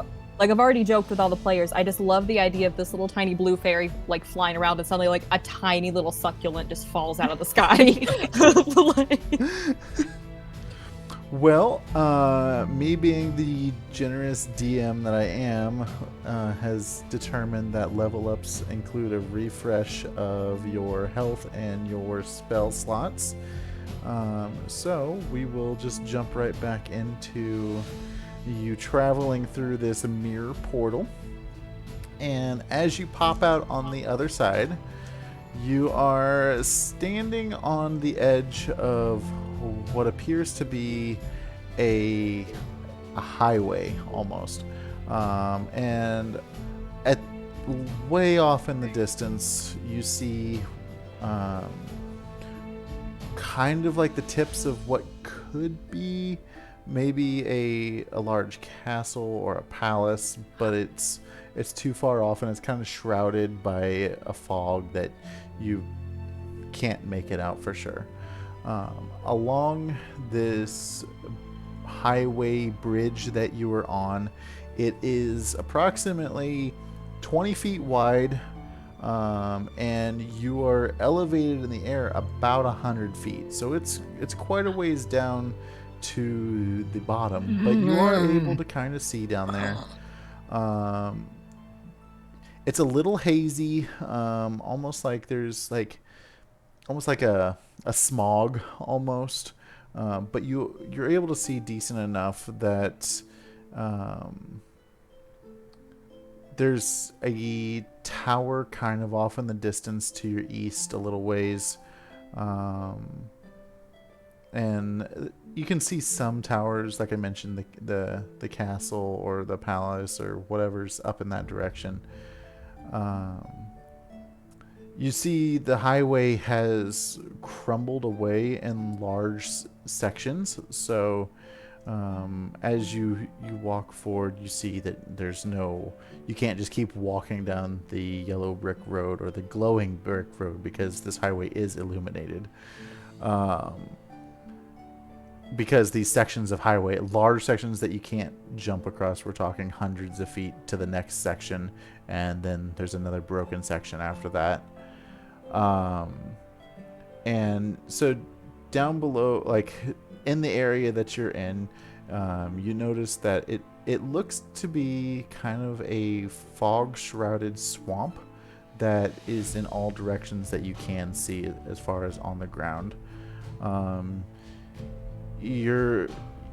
A breeze comes through. You're kind of smelling kind of like that stale, dirty water smell, rotting plants that just kind of fill the air.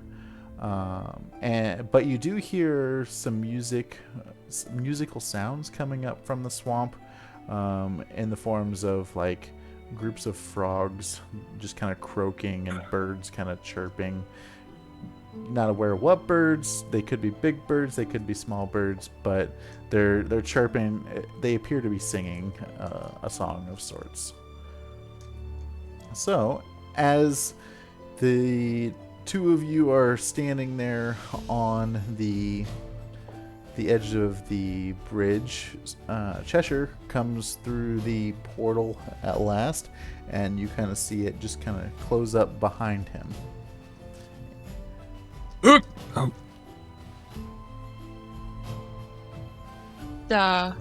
Okay. Is Kettle Stream coming too? I look behind me at the lack of portal. No.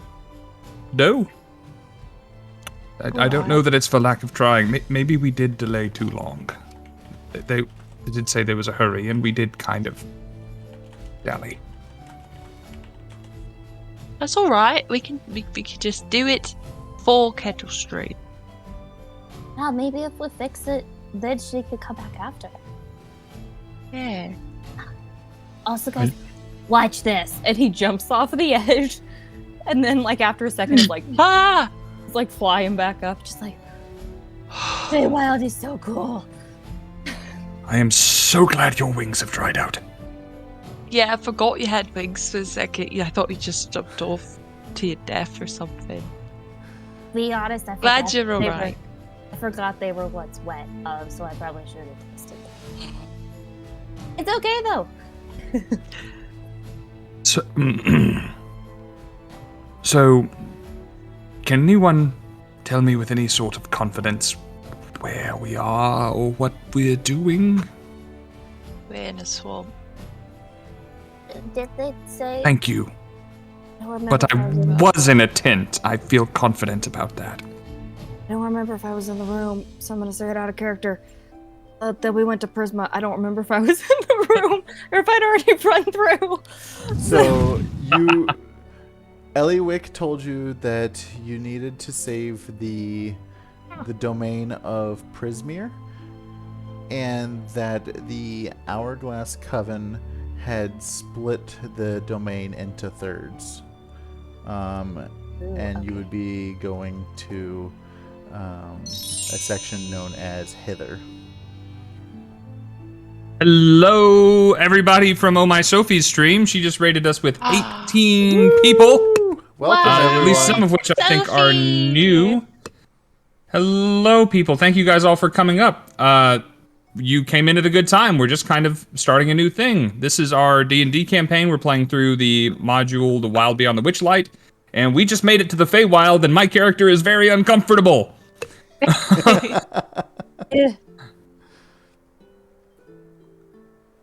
Yeah, hey, make yourselves at home. There's channel-specific emotes. There's lots to do with channel points on the show, ways that you can affect the game that we are playing. We have follower goals, subscription goals. People in the chat can tell you about those things. And stick around if you like D&D, D&D-related stuff, cosplayers, fellow nerds, voice actors, and just guys with beards. You can find all of that here. Even guys with the same name, you know. We have a lot of Robs. For anybody Just who likes a tiny disproportionate amount of Robs. we have a tiny lady with us for the night. Yes, we got Pike. This is how you know Pike. that nerds are here. We name pets after D&D characters. I had a black cat named Vex Oh for a yeah, while. my little black rat is named Vex, and then normally So they're bats. named after like Hobbit characters. So like I had a Feely and a Keely, a Merry and a Pippin, and then I have little Ori now. So coming to say hello. Yep. What's up, Dabs? All right. Sorry about that. But No, you're welcome, good. everybody. That's so exciting. You gotta welcome in the Raiders. So, like I just said, like what Elliot Wick told you, you guys do have that knowledge. So Do we this try is to get to Prismere. Yeah. Should we try to get to like big building all the way out there, or like should we go down there? Well, Well, we I guess- definitely should eventually head up to the big old palace thingy up there. If Right. you were someone named Zybilna, where would you be? And also, how would you not be frozen in time anymore? I mean, you gave me a good slap earlier through some water on me, and that worked. So maybe you gotta do We the could same just thing. slap her. That is true. Yeah. It's a good You do- bitch slap to wake up. You know. Gotta slap That- the I think archfey. we're gonna get this done so quickly. We're just gonna go up there, give her a little slap, throw some water on her, fix it all, no problem. And then if she's like actually frozen, like the water will start getting rid of the ice. It'll be great. It's true. It's true. So you were First matter of business though. How are we gonna get down from up there? Because I mean, you can fly down. You have wings, Ian, but we don't. It was nice having wings for a moment. It Yeah, it seems was nice in when you had retrospect, wings to carry me. in retrospect, it seems like something that I could or potentially should have kept for a better occasion. On the other hand, it was fun flying around. It was really fun. Go ahead and roll me a perception check. I don't have my third eye anymore to help with Everybody, that. or just Yeah, a group perception. you know. We got a lot of gifted subscriptions coming in. Thank you so much, Sophie. I got a natural 20, you guys. Thank you, Grimforge. Whoa! What did I get? A 5. Yeah. Yeah, I got a Teamwork. set. I got a set. Okay. So Sawyer, you 'Cause I are didn't- able to notice that, kind of to the right of where you all are standing outside of the portal, you see kind of what looks like to be the base of like mushrooms that almost look like they could be used as steps to climb down. Without, they look sturdy enough. The mushroom is giant. So if you don't have climbing gear, you could climb down that way. You could try and jump. If you could fly, you could fly down there. The options are You kind of can fly, you can fly, you can fly, you can fly. Well, I definitely don't have climbing gear with me. Let's see. So I have nothing that will help. I have a candle. You think a candle? No. Okay. Well, I point out the mushrooms on the side to everyone. Just so, nobody's just doing a leap of faith without any wings or anything. Assassin's Creed style. yes. Yeah, right? Eagle die from I look any down height. for any haystacks at the bottom. Do I see any haystacks? There's no haystacks. There's some muddy Rat. water. Oh no, that's like the opposite. Don't say rats. Tyler will take offense. Oh, that's true. Tell Pike I apologize. She says it's okay. No going. Oh, good. Just like I'm not having this. Stop showing me. Like, Oh, we gotta darken the mood, Rob. All no. right. So we have some new things that we can do here now. I've trained. Thank you, everybody, for the generosity. Thank you so much. So you guys start to notice almost like a wall of ugly, thorny weeds growing up the opposite side of the bridge and kind of like overtaking it. Just, not very quickly, but overtaking it, kind of growing towards you. That doesn't look very good at all, actually. I'm gonna take my chances on the mushrooms. And I'm gonna go over and kind of like test my weight on the first shroom. Okay.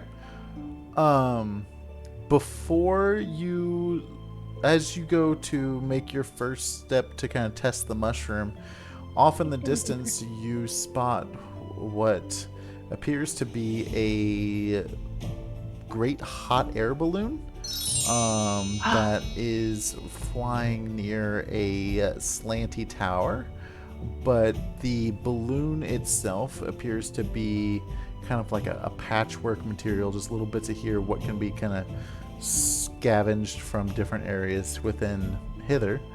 And all of a sudden you notice that the balloon starts to spin out of control as though it had been punctured by something. At this distance you're not really aware to see what it is, but it does cause the basket and the people within the basket to swing wildly, and then the balloon plunges out of sight into the fog about a mile away. Okay, I don't feel good about this, but they could need help. I will jettison myself from this ledge to whatever looks like it might provide a slightly softer landing than the cold ground. So you're just jumping off? I'm just jumping off. I've got mirthful leaps, I got good satyr legs. I'm gonna try and do what I can. Cheshire jumps off, and you just hear like a very like, ah! His like Cian's just like shrieking up there, just like, oh my god, he's lost his mind, and it's just gonna like fly right back after him. Go and ahead. Sawyer is gonna take her time climbing down the mushroom. Rob, go ahead and roll me an athletics. Athletics. Okay. Well, as a jack of all trades, now instead of a +0, I have a +1 to this roll. But that's a natural 20. Wow. Oh, I never If there was do any this. time for nat 20. People's elbow. He's like, yeah, brother. So as you jump off in concern for this balloon that just disappeared, looking like it was going down, you make the most graceful jump off of this, and you land perfectly fine on the ground. You kind of did a couple flips and a somersault, and did some tricks on your way down like you were playing Tony Hawk or something, but you land down there and you take no damage. Sawyer is very impressed. I like land frozen, like I expected something to snap. And comes flying down. I expected that your kneecaps were gonna explode. I expected the same.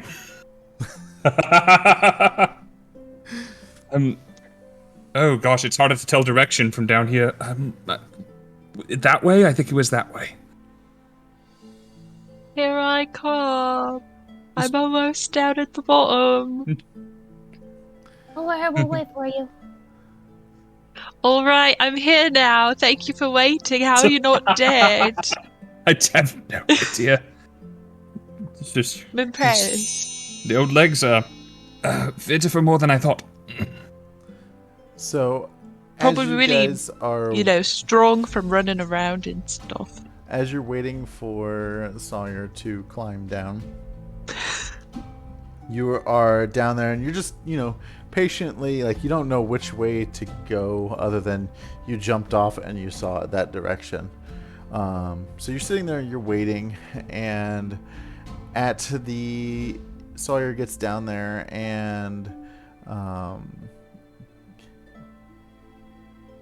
at the bottom, you notice that the ground appears to be muddy. Some water puddles kind of scattered around it.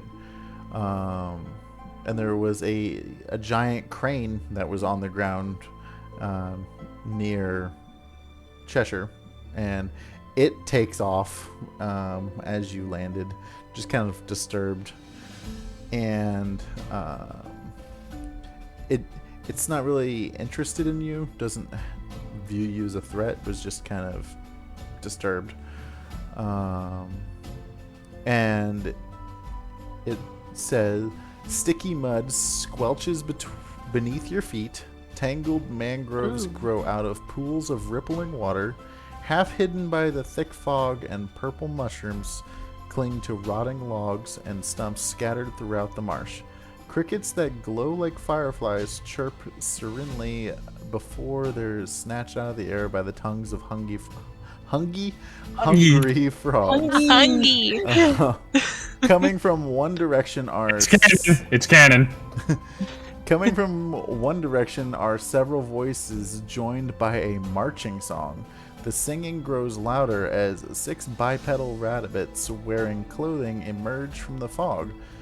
2 of them tug at the reins of a giant snail, and the others carry clubs and slings. And the song that you hear goes as follows. With sticks and stones, we'll break your nose. We'll beat you blind and steal your clothes. But none among us can compare to the wily, swift, and stand-up hare. Scarf that's glorious, thief notorious. His deeds are truly meritorious. That's a word. With a wink and a grin, he'll show you his cunning. A flash of his scarf, he'll take off running. Quick as a bolt, long as a scarf trailing. Gasping, grasping, you'll end up flailing. You'll pout, you'll moan, you'll huff, you'll sneer. Thanks to Agdon Longscarf, brigand prince of Prismere.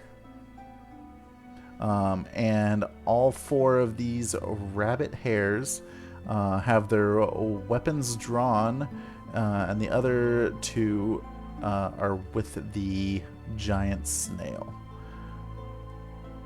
And they're all wearing... I couldn't find a good picture of them specifically, but we were able to get their kind of gang symbol that I'm throwing up on the stream. Oh, that's cool, though. Yeah. I want to like them, but they seem very threatening. Yeah. Have they noticed us yet, or are we still? They do notice you. Okay. Should we tell them that we've raced snails like bears before? You could always try it. I don't know if the snail would get offended. Sure, I didn't think about that. Are they singing about being outlaws and bandits? Is this... I mean, don't get me wrong, their pitch is quite impressive, and I'm somewhat professionally intimidated, but still, they may have the resources to help the people from the balloon, and they seem quite fascinating, but something tells me I may not... I mean, Scinn, you're carrying 100 gold right now. They might try and rob you.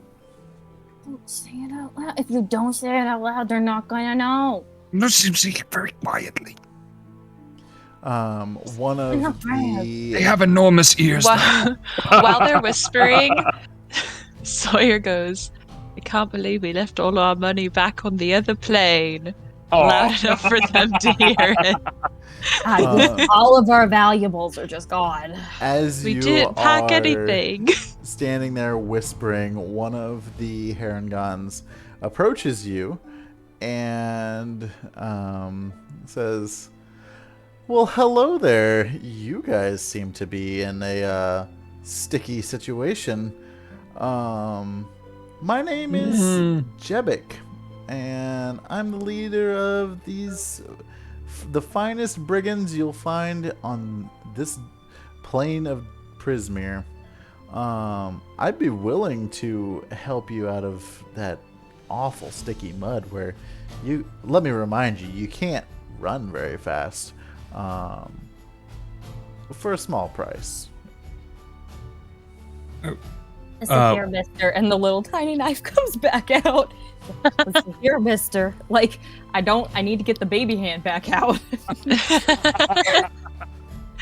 Because he's like standing in the mud, like getting his feet dirty and all that kind of stuff in it for fun, and he flies up and he's like, I don't need your help. I mean, you may not need my help, and you see one of the rabbits in the background just kind of holding a net-like material, like ready to throw it. So here, bud, if you throw that net, gonna explode. It's true. You don't want to see him explode. Don't let him do it. He'll do it. He's crazy. don't make me. No. We would very much appreciate getting out of this predicament. I'm afraid I don't have much by way of money. I do have an Oni doll that's missing one eye that I was given recently.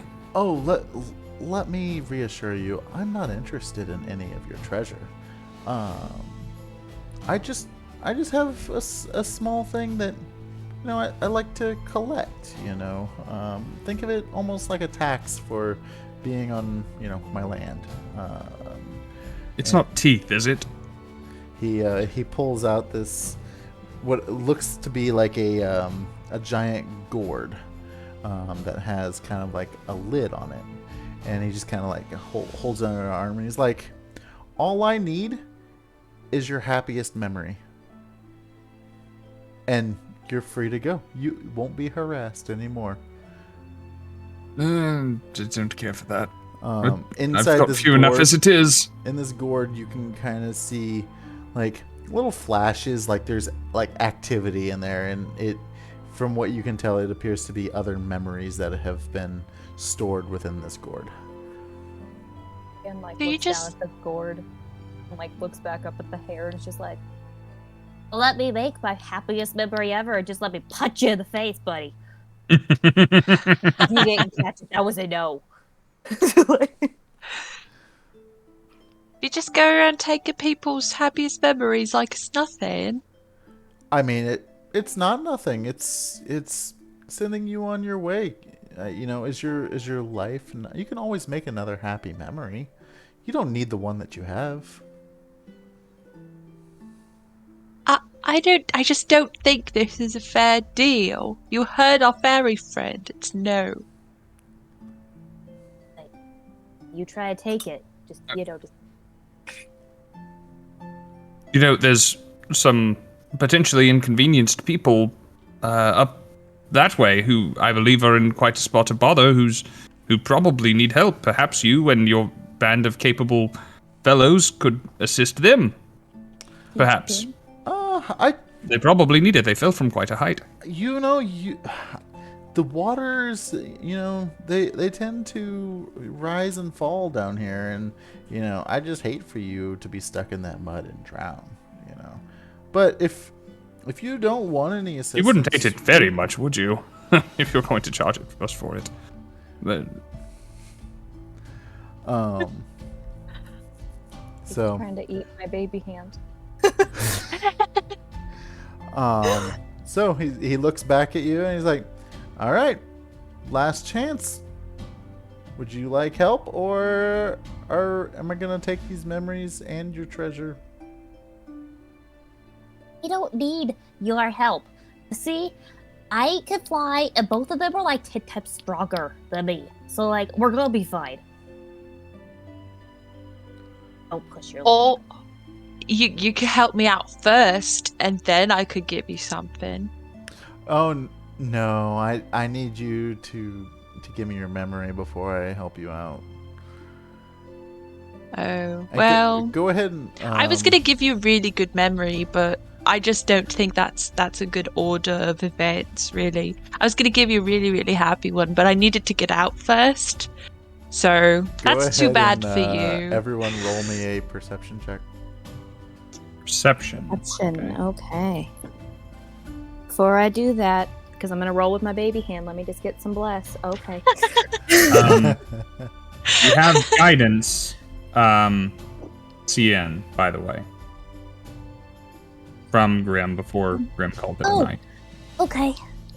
I'm gonna go ahead and use it. Perception? Because I dropped my dice before I intended, so... Okay. It landed on you, Pikey. I'm so sorry. That's Oh, so much, no! It's so much better though. That's a 16. Ooh, Okay. 19. Okay. 13. So all three of you notice that you're starting to be flanked by some other hares from behind. Zien's gonna pull out the little puppet and cast a minor illusion with it to make it look like his whole body is on fire. Oh, you really I warned upset you. him. I warned you guys! He burned down like 3 tents back there, so like this is really big deal. Just having a really bad day. And you hear one of the hares be like, that must have been what that noise was. Like, boss, we can always come back to these fools. They don't know what they're doing. It'll only be a matter of time before they're stuck again. Like, let them keep their memories.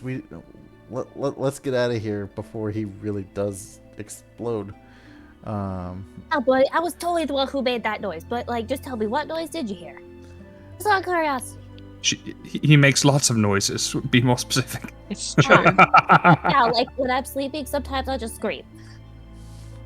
And Jebek is starting to look a little concerned, and he's like, all right, you know what, boys, you're right. So they go back, and the hares just kind of like bump up against you as they walk by from behind you, and they go off, and they start just continuing on a little bit of a trail, and they go back to singing their song to old Agdon again. Yeah, that's right. Better run. Ian's gonna fire a warning firebolt off to like land in the water close to one of them, just like yeah, like he basically does like the like with his teeny tiny little hands, just kind of just like the as they're walking away.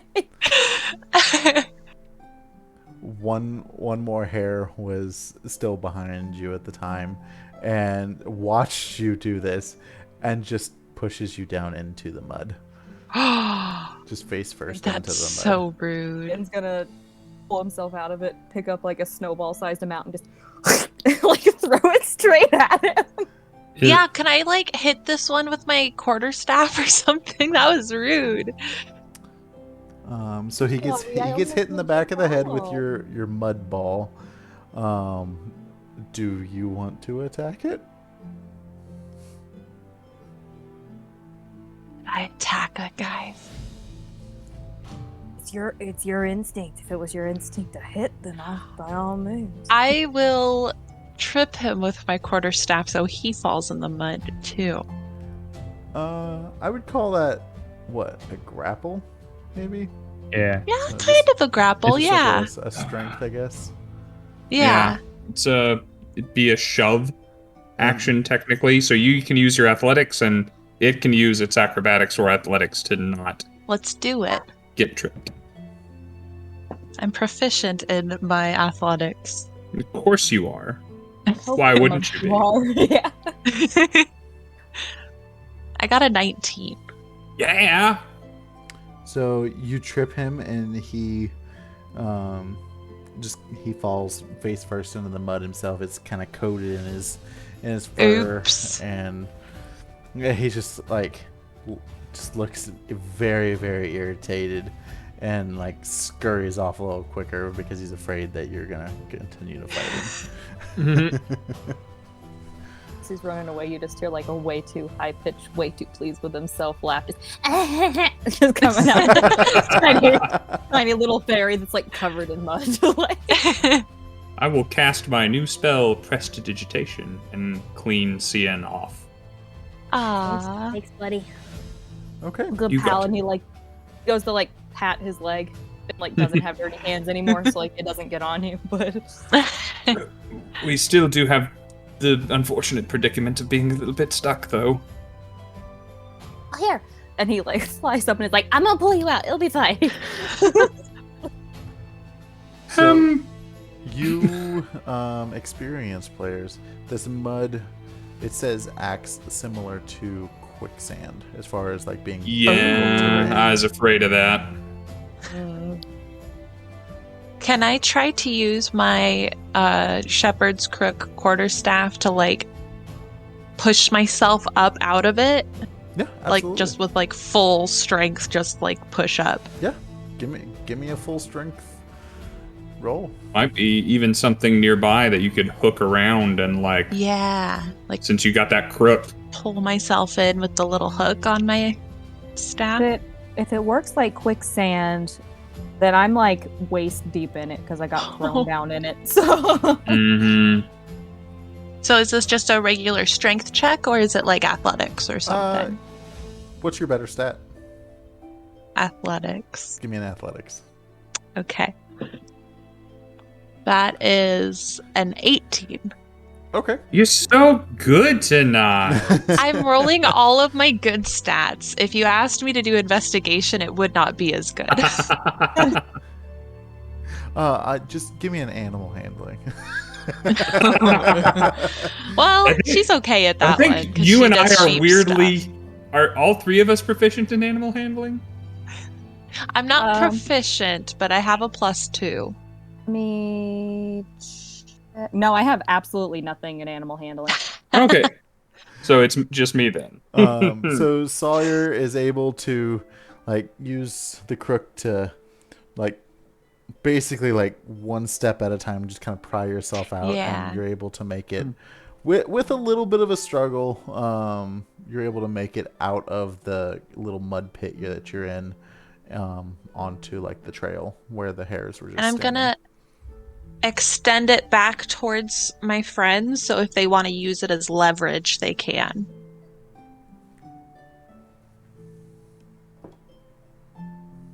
Tiny little arms are just like reaching up out of the mud. Just.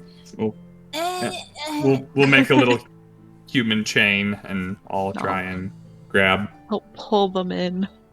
Okay. Guaranteed, the minute CN comes out of this mud, there's gonna be like a noise. And that's exactly what you hear. You pop out of the mud, and that like suction. Are you wearing shoes? No, he never wears shoes. Okay. Me too. So yeah, you Me pop up out of the neither. mud. Hooves. I know CN Just always barefoot. CN always has the tiniest, dirtiest feet you've ever seen in your life. So. So that leaves Cheshire in the mud. You did all the work to get me out, by the way, Sawyer. Like, he literally just grabbed it, which is like, Just yeah, just get me. like a little crane moves you over, drops you down. My nephew goes all limp noodle on me. Yeah. Just all that like little kid weight where they just drop it all. Well, Cheshire will applaud the efforts of his friends, but I guess he will be trying to work himself out while they do that. I mean, just so he doesn't inconvenience anybody. It's not likely to improve matters, but he'll be trying. Okay. Now that CN's out, and he'll prestidigitation his legs and his wings so that he's not covered in mud anymore, and he'll fly over and try to like help pull on Cheshire, even though he has no strength. But And I'll extend my staff again as well. There you go. just to check. So what do? That was a Are that was a you walking. taking any of his help, or Yeah. just going out on your own? As soon as help is offered, I will absolutely take it. Okay. Sawyer, go ahead and roll me a strength. Okay.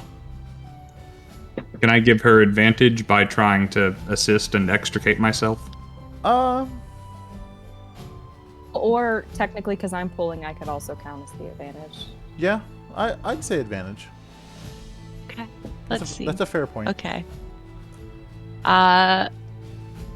Regular strength or athletics? We'll do athletics. Cool. Dirty 20. Dirty 20. Not an Okay. natural 20. Nice. So you're able to help Cheshire kind of get out of the Aw. mud, and you hear that just like the slopping noises of him pulling his hooves out. Aw. I've got so All your much drag fur. from Yeah. all this belt and all this fur. Yeah, and, like it's caked in your fur and on your clothing. Well, I wouldn't say it's on hear- your clothing because it really only kind of went to like knee height, probably. Look at my character's art. I have a lot of clothing from knee height down. True. I'm you going hear, to. Oh, go ahead. I was just gonna say, like, you hear Cian's trying to help pull. You just hear him going, like, just making all kinds of noises as he's pulling. And as I have my staff and I'm pulling Cheshire, I'm like, Scinn, you're so strong. Look at you go. Very out of breath. She's like, I know I'm so strong. And when I notice that Cheshire is muddy and matted down on his furry legs, I'm gonna pull out my wand of prestidigitation Huh. for the first Prestidigitate time. each other. Yeah, I'm gonna be like, I've never done magic before, so here goes. Just bloop.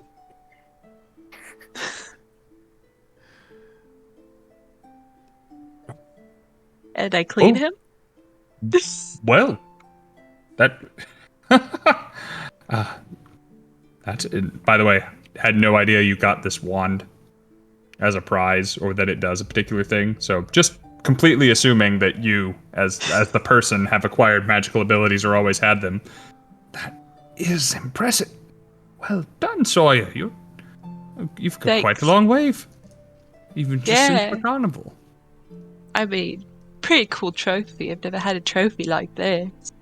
So, pretty Hello. proud of myself. Ian did some of the fight too, so it's a team wand.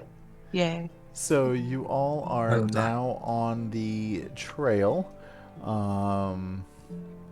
If you're looking at that map image, which I can actually put up on this stream, Oh yeah. because I totally have that. Let's see our map. So, in the bottom left corner there, you see that little hot air balloon? There's a little tree just to the west of that. That's about where you are. Okay. Make that bigger on my screen here. Yeah. Okay. Should we check on those people? Probably. I would be scared to be in a crashing hot air balloon, so they're probably terrified. Indeed. I'd be dead. Oh, true. We could check on him. No, You're we're not dead. wrong, but let's not say that. Sorry, they might be not living. Does that sound better? They might be deceased. Let's focus on the Unalived. they might be alive. They maybe saw God. Which one? All of them. All of them. Raven Queen. No. We, if we can walk and talk, Scinn, let's discuss Yeah. the concept of optimism as we go. So, as you I all mean, some are... people are just like a half glass empty. Like, I'll be realistic sometimes. Just say it. We'll die. So are you guys heading towards that slanty tower, or that was really the only big landmark you were able to see close to you? Yeah. Yeah. Yeah. I think we're headed there. Okay. So it's about a mile walk. You're walking in the same direction that the brigand of hares went, but of course they're well enough ahead of you that it's not any kind of a worry. Oh, good.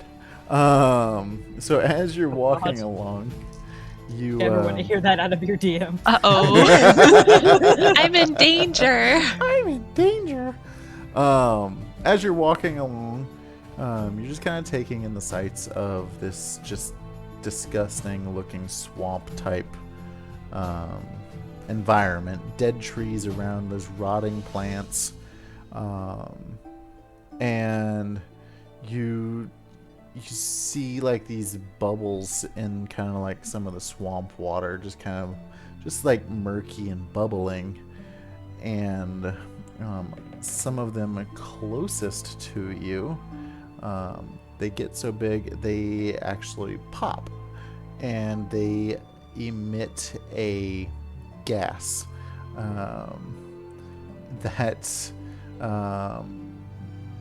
this gas particularly is babble gas, and whenever you speak, the words come out as gibberish, and only the other characters affected by the gas can understand. It does not impede the character's ability to cast spells that have verbal components. So you all can still understand each other, but no one can understand you for the next minute or two. Great. Glabble glabble snitch. What's all special? Well, what's Bling global Awesome. snitched. what's wrong? Bing glabble. Special. From British. Eh. We're playing The Sims now, guys. Middle of this, there's one word that just sounds suspiciously like death.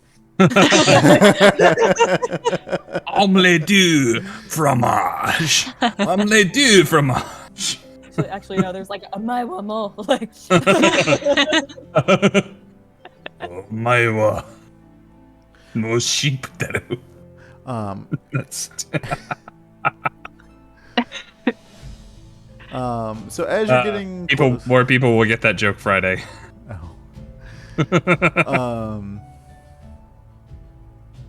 As you're walking still towards the slanty tower, it's getting bigger. You obviously see it now, and as you approach it, you see that it's a stone tower that it rises up out of the swamp, and it's leaning at a pretty severe angle, and it's threatening to basically fall over because some of it has crumbled. There are black brambles that are surrounding the base of the tower and cling to its lower half. Hanging from the crenellations of the lower side of the tower's peak is a large woven basket. At the end of a tangle of ropes and a tattered fabric basket dangles 30 feet above the surface of the swamp. Do we They're really see up there. people or hear people? Go ahead and roll a perception. I'll give you advantage too, because that is what you came here for. 11. Ah, So, with advantage, I got 1 and a 20. Wow. And it was the same D20 roll and die as before. Or natural 20 roll and die as before. I I also take rolled back a everything 1. I said about you, Misty Mountain Dice. Mwah. I also rolled a 1 and a 9, so I got an 11. Okay. I rolled an 11. So- Well, Let's do this. It was a group check. So Rob carried. Rob is able to see 2 giant snakes that appear to be sleeping at the base of the tower, kind of underneath the basket area. And as you notice them, you also notice that there is movement up in the basket. Let's fly up and get the basket. There's people up there. enormous snakes. It seems like a bad thing. And I don't know if the people up there are aware of them. Maybe go up and check on them. See if they're all right. I can maybe help if they're hurt. As you guys are sitting here talking, you hear, "Psst, you there? I need your help." And you can see that, or you know it's coming from the basket. I'll go ahead and fly up there to like, are you people okay? They would die. And as you get up there, you are greeted by this fine fellow. Ooh. Does he have a mustache? He does. I love Duck him. mustache. He's So very, very sophisticated. elegant. And he says, "Shh, we're kind of in a predicament here. I can't fly. I'm injured, but." And he looks down and sees the snakes. He's like, "I can't necessarily climb down either." But as you can see, I'm in a bit of a bind, as you've observed, obviously.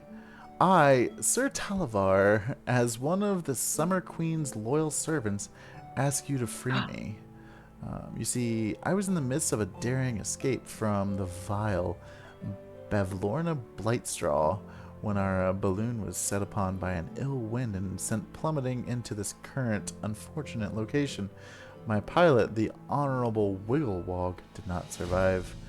I've been trapped up here for a while now. Help me. I must tell my queen of the fall of Prismere. Okay, one step at a time, buddy. That's a lot to unpack. So I just came up to see if you were okay. I can't heal anything. I'll be right back. And he's gonna fly back down to Cheshire and be like, "There's a guy up there. It looks like a purple dragon with a mustache." I should His also name- note he is your size. He's a fairy Well, dragon. he's also just real tiny. He's real tiny. He's like as big as me. His name is Sir Television. Television. Televar. Sir Televar. Very. Sir Televar. Not television. He's hurt. You get up there to fix him? Or like, I look up. No, at least I don't know a way. I could, if I could stand immediately beneath the balloon, perhaps I could use a spell recently acquired that might help. But I can't stand immediately beneath the balloon right now because there are large snakes, and I have to say things out loud to make my spell work. Things that might wake sleeping snakes. well, I can handle the snakes. Don't worry. I could like distract them and like make them chase after me, and then you could go and look at it because I could get up in the air. That work? That could work. I also have spells that might be able to lead them away, but not very far. Maybe 100 feet or so. Hold on to that if they don't follow me. Cause yeah, I could like lead them away and then just like fly up into a tree. I think snakes can climb trees. Then I'll find a clearing and just float. It'll work. It'll be fine. Okay. fine. What do If you you think, find- Sawyer? If you find me like passed out or like not alive in another like little area, just things didn't work out. It's fine. But that's the thing. If things don't work out, I might not find you because you'll be inside of something, namely a large snake. Yeah.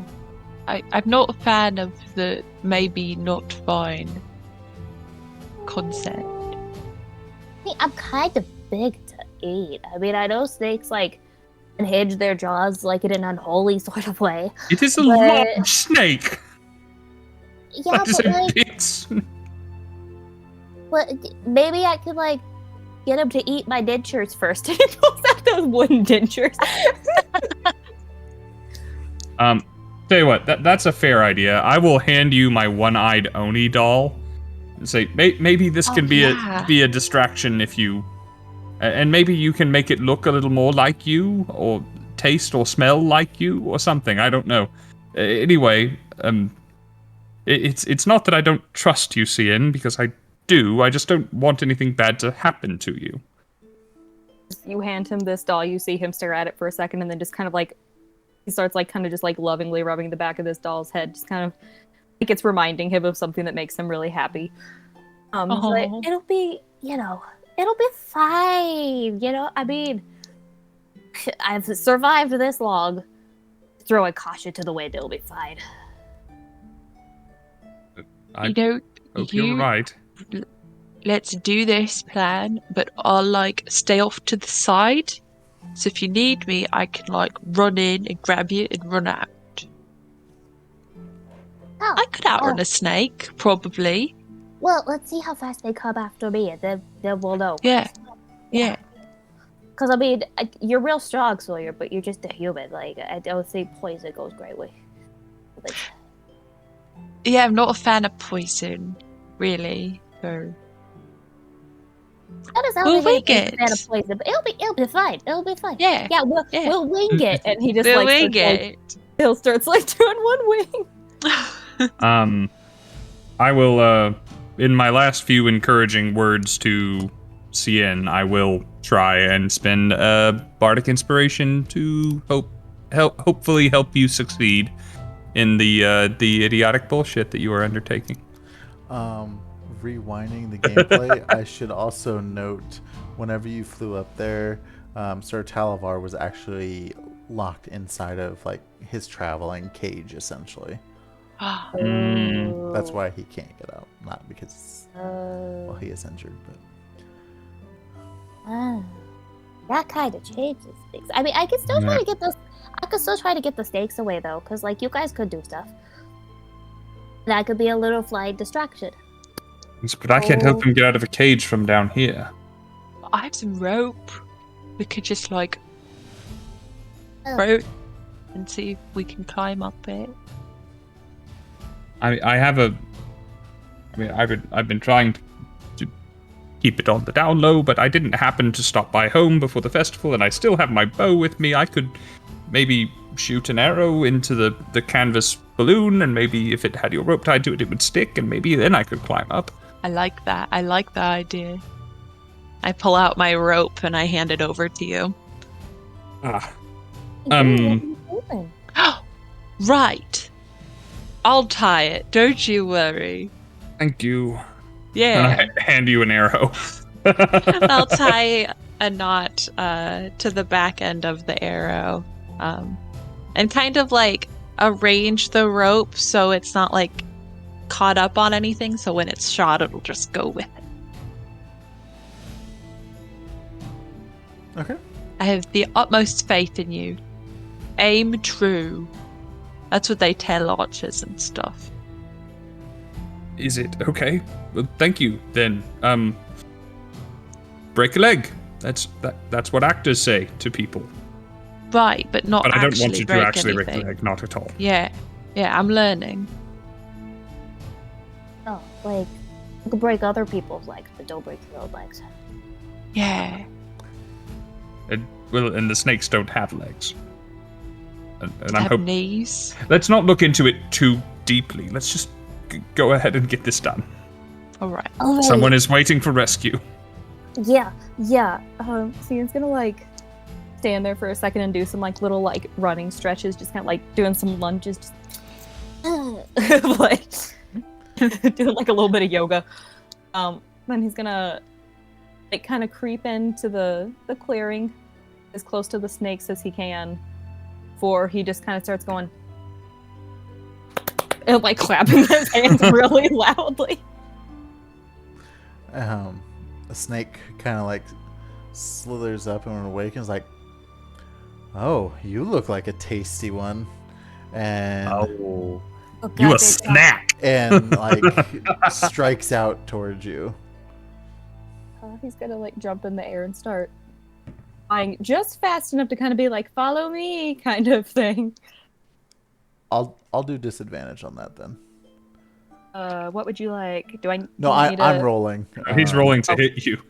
Oh, okay. It woke up, closed the gap, and struck. Yeah. Oh, Because you were pretty close, and it is a giant snake. So I rolled a 15 and a 16. Oh, yeah. 12 was the armor class. Okay. So what does it say to do for damage? Seeing walking out. Don't worry, guys. I got this. Immediately, like. Where did they go? Where did they go? Here they are. It's interesting being a dungeon master in another game because, like, Cheshire's never faced a giant snake. Rob's seen that stat block, though. It's a giant constrictor snake, to be exact. Okay, so... Cheshire doesn't know that, but Rob's slightly happier. Yes, Sleepy. Just passed out in my lap. So... So here. Melee with weapon everybody. attack. +6. Oh, So after you've rolled the hit, you keep reading down that little paragraph, and it'll give you your damage. Okay. 2d8 +4, and then +6. So there's this one. +4, +6. Oh, I die. Look at how cute she is. Oh. She's asleep. Aw. sleeping. Yeah. Just passed out. Where'd the other one go? Well, let's do these two. how many of these 14 hit points are gone? No. So that will be 7. 7. Okay, so half of them are gone. Ooh, you got off easy. Yeah. But you, and that is bludgeoning damage. Go ahead and roll me a escape saving throw. Would that? It's a grapple, so would that be strength? Straight. You're trying to escape being grappled, you can normally use your strength or your dexterity. Okay. Your athletics or your acrobatics specifically. Okay. And it's up to the creature being grappled if they are more wiry or more... Sure. I have a bet which one Scinn would be. I'm better at dexterity than I am strength, but so which one do you want? Whichever your better one is. 15 then. Well, you missed it. So you are grappled by and restrained by this giant snake.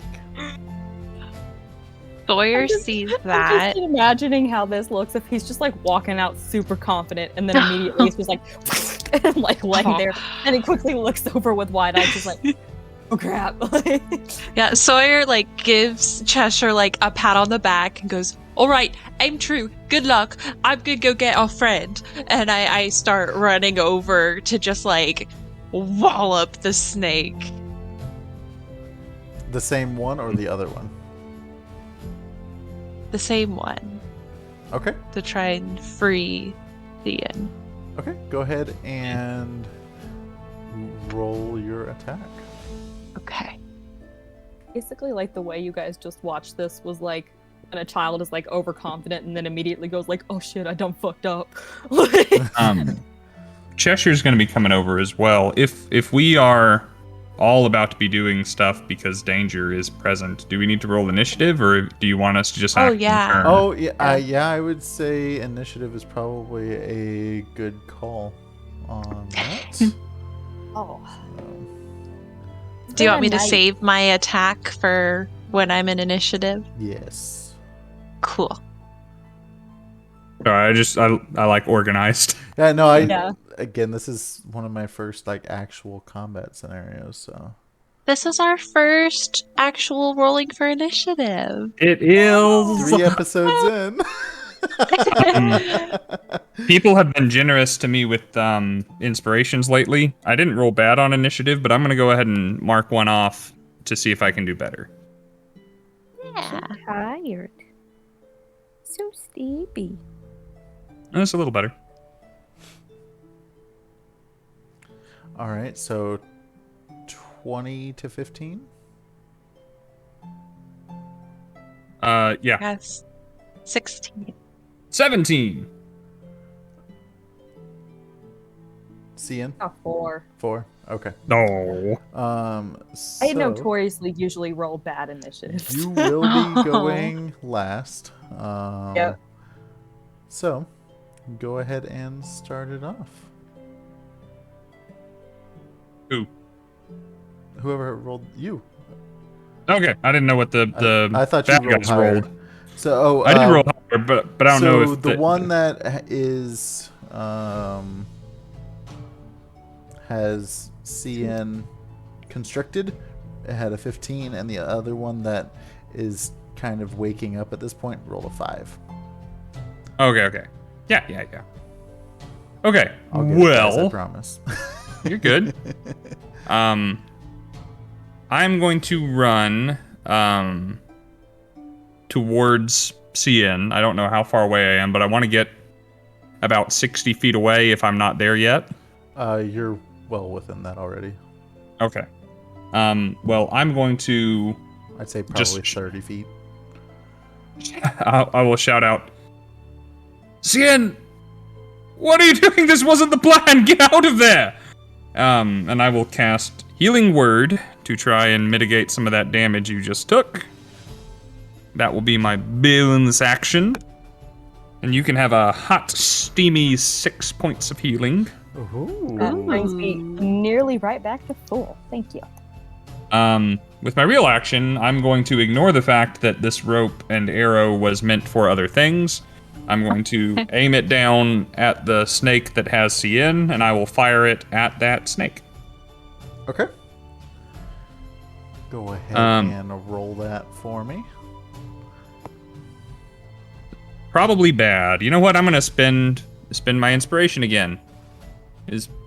I never do this, and people keep giving it to me. Because that was a 5. And this is a 6. So 6 plus... 6 plus...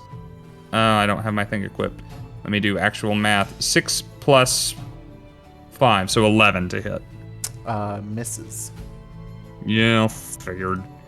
So as my arrow with the rope attached to it goes sailing over this thing, I will get slightly nervous because Rob is now realizing how close he is to a snake, and he will backpedal up about 20 feet to put 50 feet between him and the snake. Okay. And I will end my turn there. Maddie? Sorry, I tried. How far away are we from the snake? You are probably 30-ish feet away. Okay, cool. So I'm going to use that 30 feet to close the gap, and I am going to use an unarmed strike and just punch this constrictor that has Cian in the nose. Okay. That is 15 to hit. Ooh. That hits. Yes! Awesome. So that is going to be 6 bludgeoning points. Okay, let me get my Yeah. dandy paper to keep track of some of this. You said 6? 6. Alrighty. And then I would like to use a key point to do a flurry of blows. Uh-oh. So pop. The first one, ooh, that's definitely gonna hit. That's 24 to hit. Yeah, girl! I would... Was that a natural 20 or... It was a 19. Okay. Close. Close enough. I think it misses. That's crit adjacent. There is that feat though for fighting. Yeah. There is. I should take that feat one one day from now. So that hit is going to be 5 points of damage, and then my second one. Ooh, that one might not hit. 12. Hits. Oh boy. Shoot, I only missed Okay. it by 1. And that's another 6 Okay. points of damage.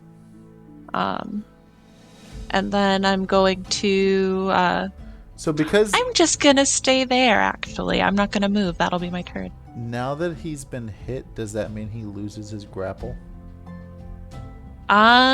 If you rule it does, then yes. Mechanically have him speaking, do he a doesn't have check. to. Okay. You could have him do some sort of check or like a saving throw of some sort to see if he holds on to. That seems fair. I'll do that. A strength? Reasonable. At successful at a 17. So. Okay. Well, actually, I think CN, go ahead and roll. We'll see if you can wiggle free. Probably not. We stopped 17. So you're saying there's a chance. No, 15. Okay. Oh, you have inspiration from me. Oh. You can add a that's- d6. Oh yeah, Oh. add it. That made it exactly 17. Okay. I'll Meets it, I'll beats say it. you're able to, kind of wiggle out. It was useful. Yay!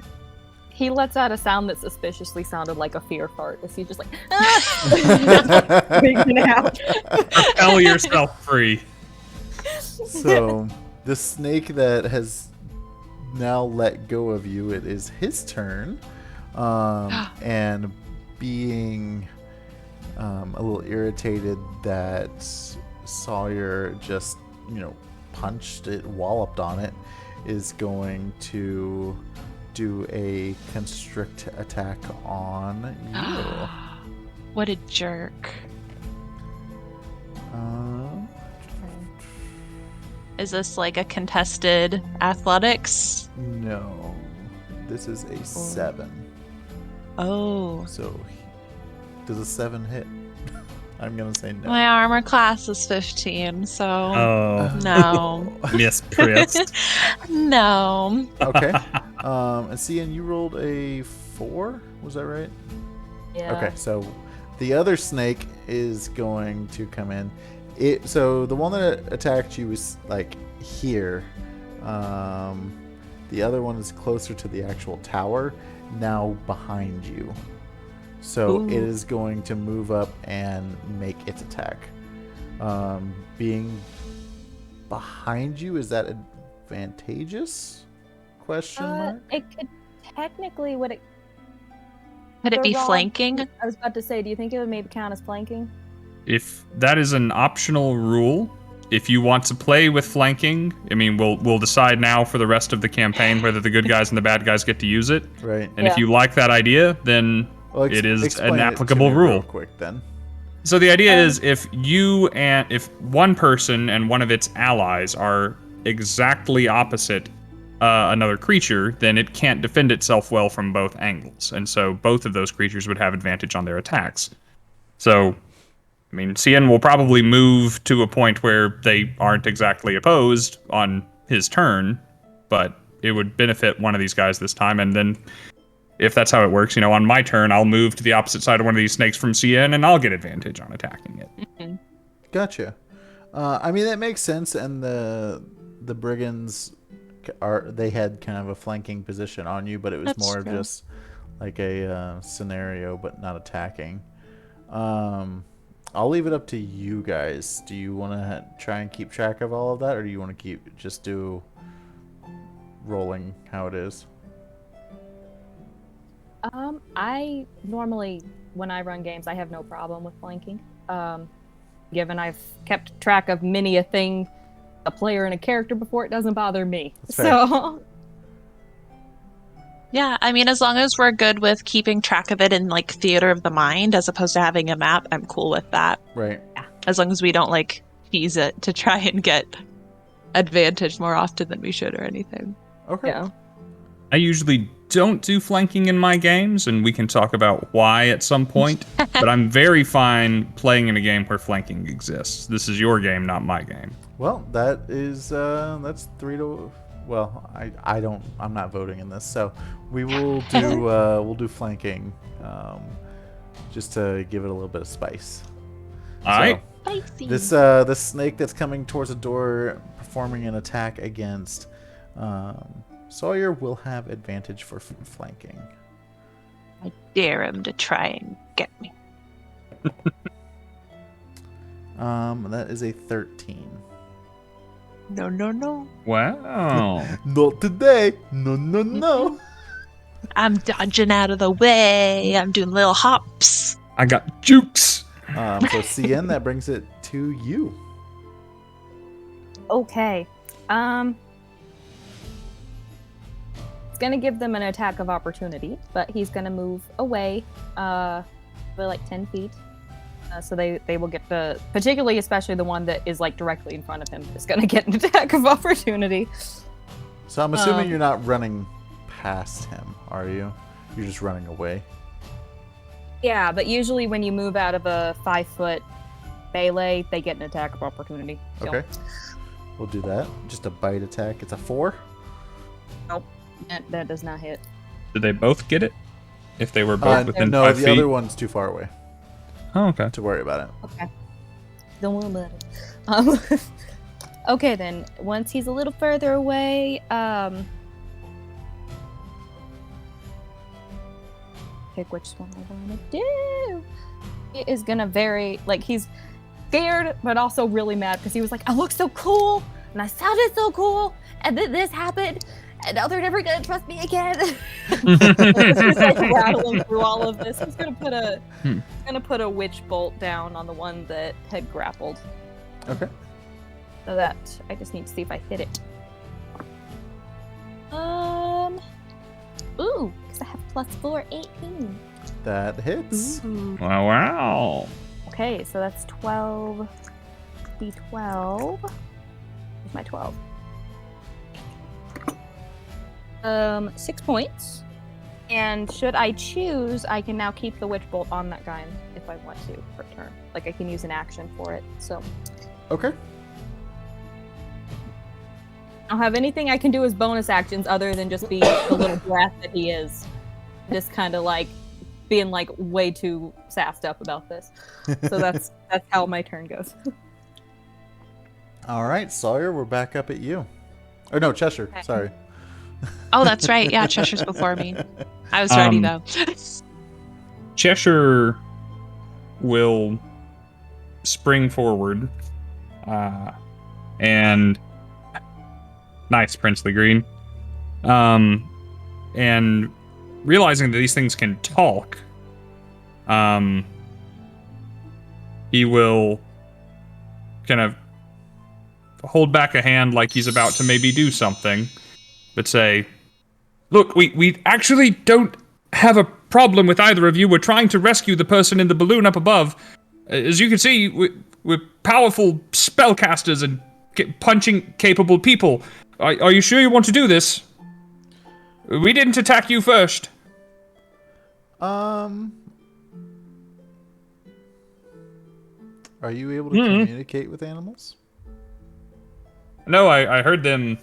You said one of them said something earlier, but Oh yeah, I did, didn't I? Go ahead. I have no special capability to do this. Okay. If that is what is required. No, you're fine. I do have animal handling because so I'm the only one in the party. It has a thing highlighted called "Speak with Animals" spell or similar magic. I have none of the above. But I already said that they can talk, so go ahead and roll me a persuasion check. Okay. That is a 10 plus 5, 15. Okay. And was this the one that's been attacked, or which one were you targeting? I'm just saying this out loud to anyone willing to listen. Okay. I would say you're able, the one that hasn't been damaged yet, you're able to change its mood into an indifferent, not a hostile type of mood. So it's no longer like it's like this really isn't worth my time, and kind of slithers off. Okay. But this other one still looks like it's ready to bite somebody. Yes. It's not happy. I don't want to do this. And I will take out a see, what is it again? I have a lyre that I've been carrying around with me this whole time. I will take it out and I will play a quick chord, and the sound of the chord reverberates and grows incredibly rapidly into a wall of sonic force in front of me, and I will cast Thunder Wave on the beast. Okay. So it needs to make a Constitution saving throw, please. Constitution saving As I burn through my spell slots. That would be a 15. A 15 is success. It doesn't take no damage, like on a cantrip, but it does take half of what I'm about to roll. Okay. So it'll take 2 damage. 2 damage. Okay. And what 2 is thunder damage. What is this? Describe what this looks like. So I imagine just kind of when you see a heat wave, right, like a mirage, how there's barely a visible effect, but you can tell that something has happened there. I stroke the lyre, and you see just this wave, almost like you're watching a sonic boom happen, as a wall of sonic force moves from me, and up to 300 feet away, there's a deafening clap of thunder along with the notes of my instrument. Okay. And with that, the snake takes the 2 points of damage and is kind of like not incapacitated, but like not happy. So Sawyer, Could have spared yourself that. and how did you move at all, or were you still like 50 feet? Yeah, out? I had to get within 15 feet of it to do that, which is my full movement. Okay. That's all. Sawyer That's all I got. is gonna she's like, yeah, you could have avoided that. And she's gonna pull out her shepherd's crook staff, and she's gonna do a cool little twirl with it and go to attack and swing to hit it. Okay. And that you is actually would be flanking this snake at this point. so I get advantage. Oh boy. Okay. Oh, that's Yeah, even better. That one What's up, time? I thought one of them left. Yeah, this is the one that's been damaged, the one that was constricting you. The other one left. I think I don't want to take away the advantage, but I think technically then it's not flanked anymore because it's just them standing it off with each other. Oh, you are right. That's true. Yeah. That is true. That's okay. My first roll wasn't bad. I'm sorry, Sawyer. It's okay. It's a 14 to hit. That hits. Cool. What is my quarterstaff? There it is. It is a d6. 3. That is 9. 9. All right. So with that, the snake takes the hit, and is really kind of starting to see some stars, but not out of the fight yet. So I kind of point my staff at it, and I'm trying to intimidate it, and I go, leave. So Forgot to check if He's- I had a chaos or a burst when I did my thing. No, we're fine. does a 14 hit? Me? Yes. No. Oh. Good, because if you were asking me, the answer would have been yes. All right, so he strikes out and just kind of lunges at you and misses, but he's still coiled up right in front of you. Dodge. Nice try. So, Scinn, your turn. I'm so glad we're not fighting two of these things. One that left, was it the one that had attacked me, or was it the other one? No, it was the other one. Other one. Okay, so the one that I had the witch bolt on is still there, so I'm Yep. gonna hit it with the witch bolt again, Yeah. which is another 6 points of damage again. Woo! Okay. So this snake is really hurting at this point.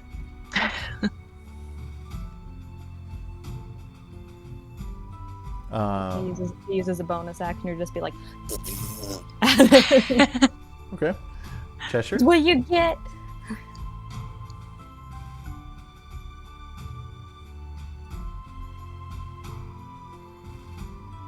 Is it the snake's turn or is it Cheshire's turn? It's Cheshire's turn.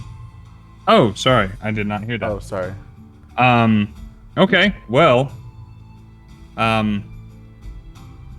Cheshire is just kind of working himself up. It's like, I tried to be reasonable. You just didn't. And so he will, he will be frustrated and angry, and he is running out of spell slots, and he's too close to comfortably use his bow. So he's gonna lower those 4 horns and try and headbutt the thing. Yeah. All right. Which is not at all his specialty, but why the hell not? I'm playing a satyr, you gotta try it at least once, I right? love that satyrs have the ram as Right? an action. Yeah. I think it's awesome. dope. Okay. Alright, let's see how this goes. We'll give the silver one a chance. That's a natural 20. Yes. All right. Crit with those Yep, horns. go ahead and Damn, son. roll and double your damage. That's gonna be... I don't get to add anything to it because I'm weak as fuck, but that is 7 points of damage. Okay. I got a 4 and a 3 on 2d4. Do you double it because it's a crit? Yep. Well, I rolled 2 dice instead. Oh, okay. Oh, okay. If you wanted me to double 1, it's either an 8 or a 6, your choice. Either way, Whatever you how explain to me how this looks like. How do you want to finish it off? Okay. So, I never get to do this. I'm never a player. So the snake has kind of pulled its head up, right, and it's looking around. It's kind of getting to eye level with Scinn, the tastiest morsel of the 3 of us. And Snack. it kind of draws that head back. It's just, they keep calling him a snack. It's like, listen here, mister, I'm the whole meal. I'm at least an entree. And it's kind of got its head back and its jaws starting to open, and he just kind of puts his head down, runs like right up next to the trunk of this thing's body, and just like propels himself directly upward under its jaw, like snapping its face shut, punching fangs down through its lower jaw, and that one kind of jagged horn that was broken for him as a kid kind of punctures up through the flesh a little bit and pokes something important.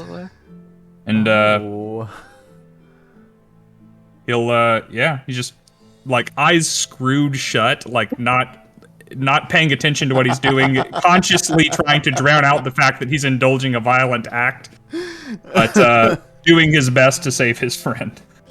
Well, you successfully saved both of your friends because the lifeless snake just kind of falls to the ground, but it still has like that muscle memory, so it's kind of like squirming a little bit still.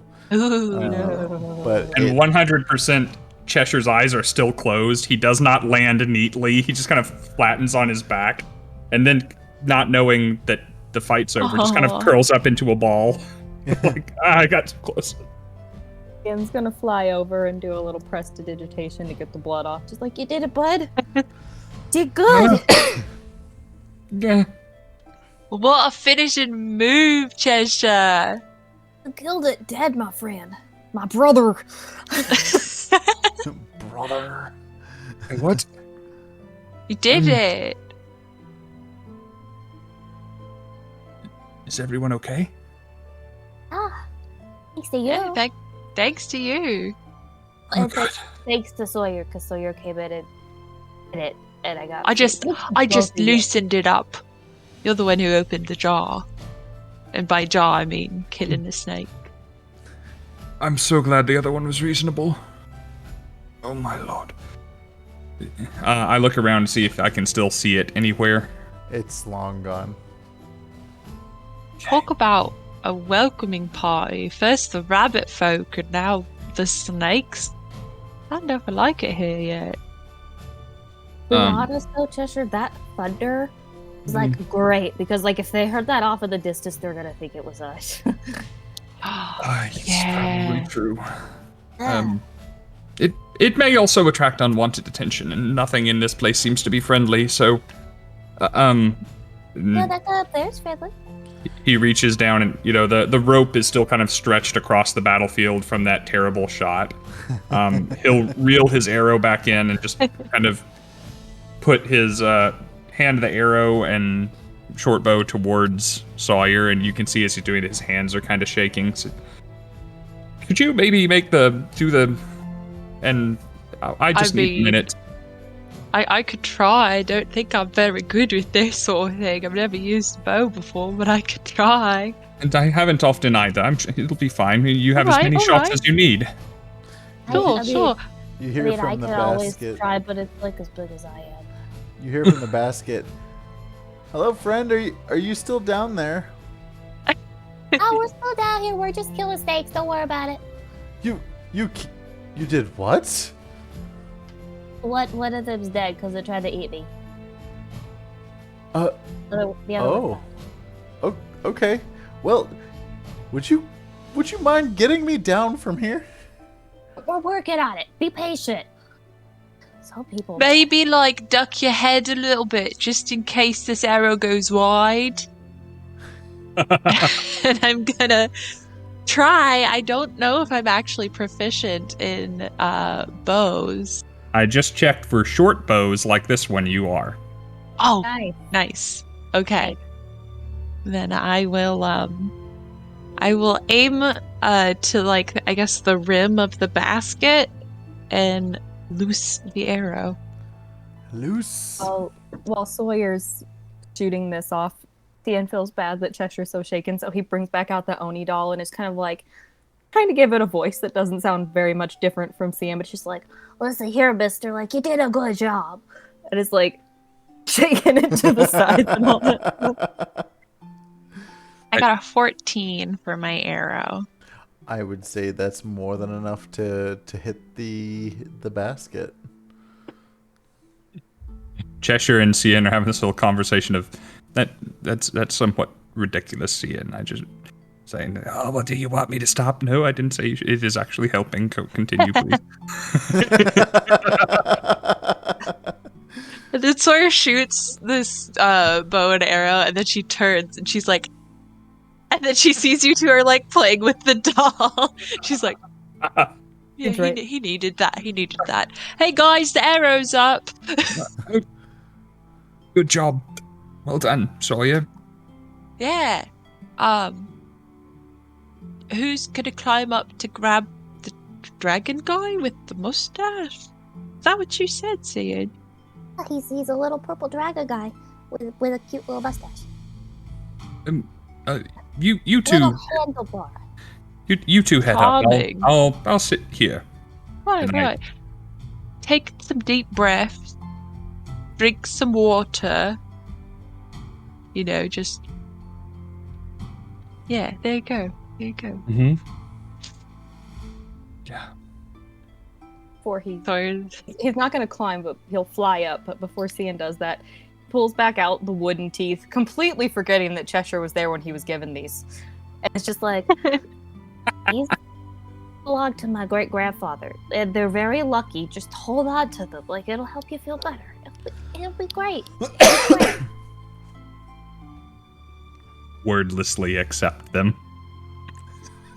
Gives him a little Pat your shoulder. Yeah, gives Cheshire a little pat on the knee. It's this teeny tiny little hand that just Bless his heart.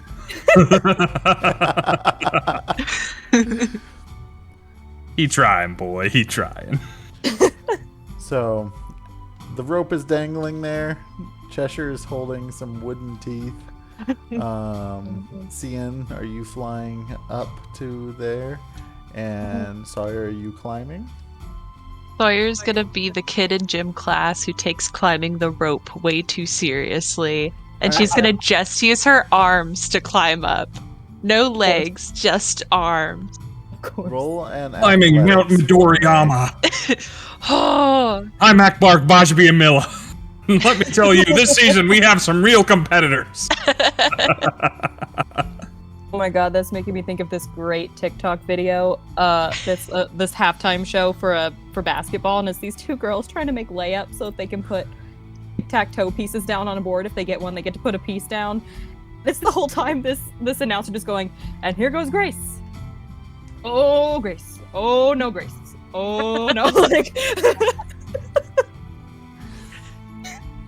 What'd you get on your athletics there, Sawyer? oh no, this might not be good. No. 10. Oh no, Grace. So no, Grace. you make it up, maybe 8 to 10 feet, and then your arms kind of give out, and you drop back down to the ground. It's fine, I'm fine. I just gotta, work out the muscles a little bit. And I'm gonna use my feet this time as I go up and be a little more careful. Okay. You did exert yourself a moment ago. You might have I've- hyperextended something. This one's much better now that I'm using my leggies too. What you get for trying to 19 show plus off, Maddie. 3. Okay. So you make your way up the rope, and you see Scinn just chilling up there. And what you see when you actually get to the top of the rope is a bullywug, the corpse of a bullywug that was his pilot. And you see that our purple little dragon friend inside of a cage, and says, "Oh, hello there. I don't think we've met. I'm Sir Talavar." Hello, Sir Talavar. I'm gonna be honest. Wasn't sure if you were actually a little purple dragon with a mustache at first, but it's great to meet you. I'm Sawyer. My mustache is dashing, isn't it? Oh, yeah, you're a real charming little guy. Oh, well, thank you. Quite I enjoy appreciate you. that. You should see the ladies that I get that compliment this mustache. Oh, But I'm it's all the sure. Queen's honor. Of course, He's of course. saying that, you look over and Cian kind of has that face, like the cat meme of like the knife pointed at, and he's there just like, mm-hmm. It is. like making that face, like I'm sure. Like, Are you here to help get me down? Yes, I am. Oh, perfect. I really have to continue on and get back and let my queen know about what's happened here in Prismere. So the Is sooner it- that I can get on my journey, the better. Yeah, is there like a key up here or anything? For your little travel cage? Oh, it's not locked. There's just a little latch. Ah! And I'm gonna flip the latch for him to come out. So he opens the door after you unlatch it and gets out and kind of like stretches his wings. He's like, "Oh, that's so much better." And he starts like flapping around his wings a little bit. And he's like, what was his name? Sir Talavar.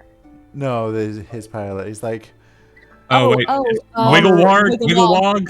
Honorable Yeah. Wigglewog, it was an honor flying with you. Rest easy, my friend. And he flies down towards the ground to meet with Cheshire as well, and you all join as well. Now this is the guy you really got to thank for fighting those snakes.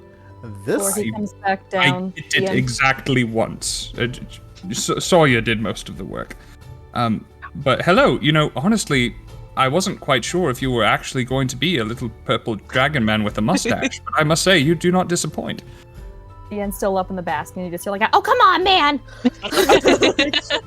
Oh, thank you, good sir. And I really enjoy the attire that you're wearing. You would look fabulous within our kingdom. Oh, thank you. Quite a compliment. where And I put the mask on.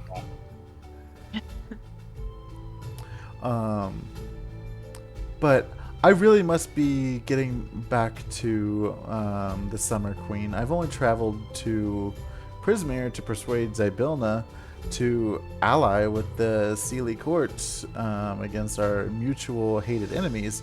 But seeing as Prismere's in this situation, I don't know if they are in much of a situation to assist us. So I must get back and let Titania know that we're kind of on our own in this situation. And Rob was in A Midsummer Night's Dream in college, and that's cool. Name drop. Ian's still up in the basket, and before he comes back down, he's just like, "Oh, Wibblewog." He pulls out like a little tiny rock. He's like, "I don't got no booze to pour out for the homies, but like, I assume you were good." And he like sets the rock down and then comes back down.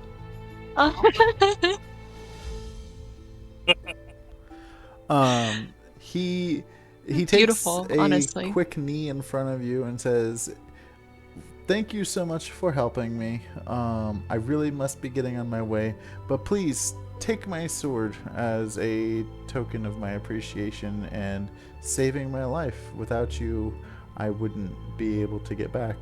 And he gifts you his tiny sword.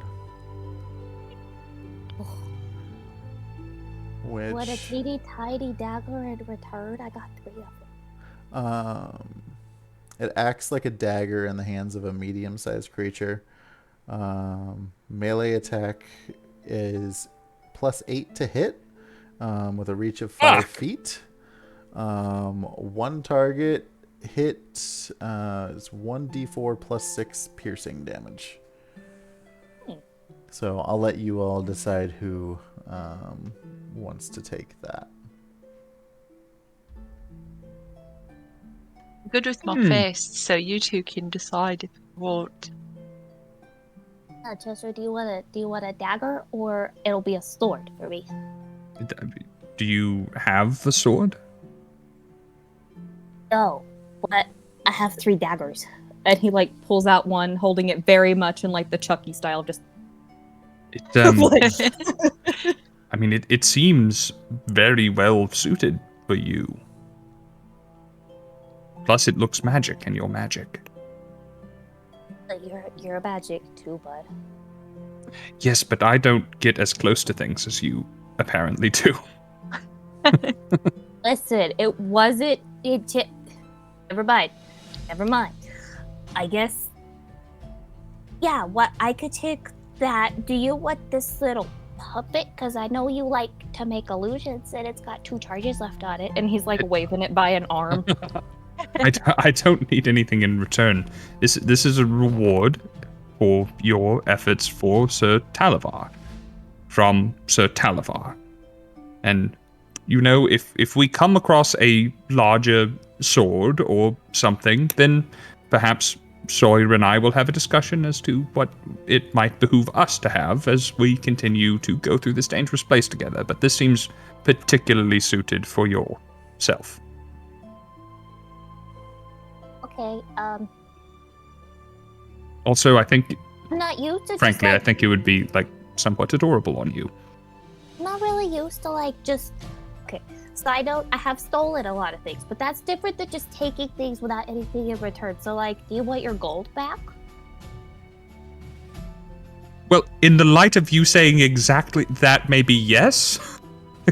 Okay. Maybe yes. I think that's a good trade. That's a good And trade. do you want your grand person's teeth back, and or the oni? Do you want to keep the oni, or? Oh yeah, the teeth. Those are so important. All right, we trade our stuff back and forth. And he like gives you back the doll, and He's like, I know it looks a little creepy because like it's missing an eye and all that, but like, it's real charming. You know, like just keep a hold of that. You know, it's real cute. I'll bear that in mind.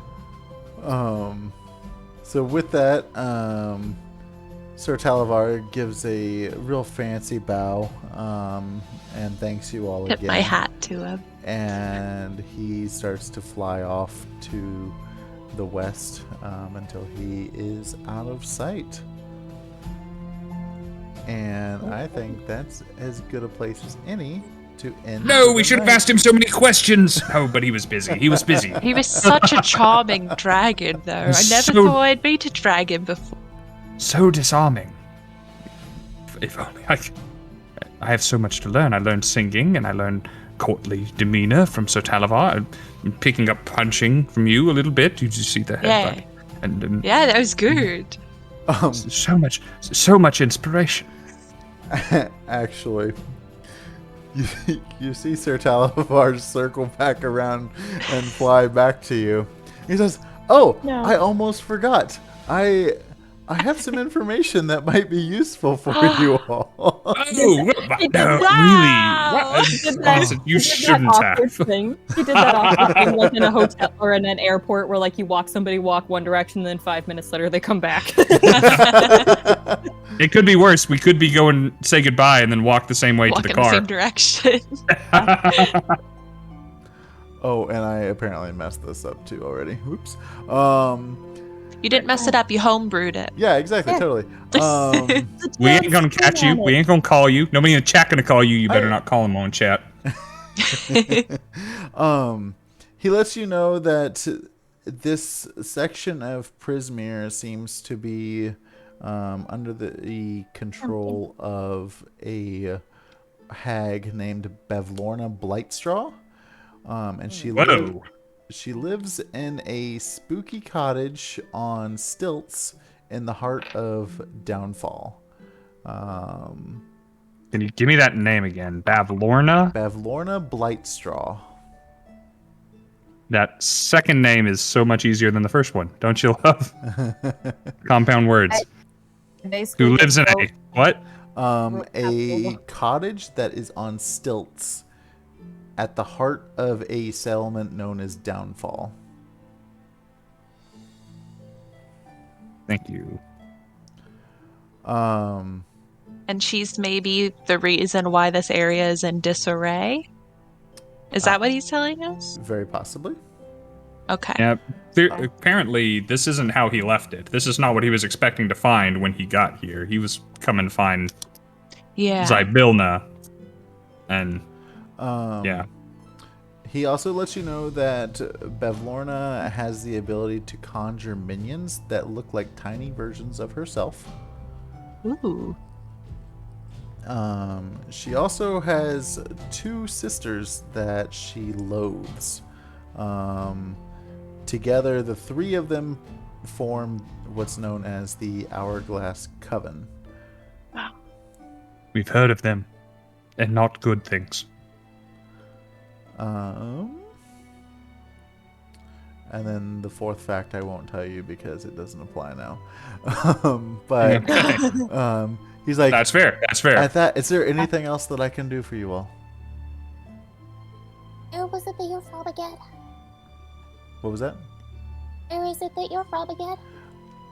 I am a knight errant of the Sealy Court. Just from the Sealy Court. That's what it says.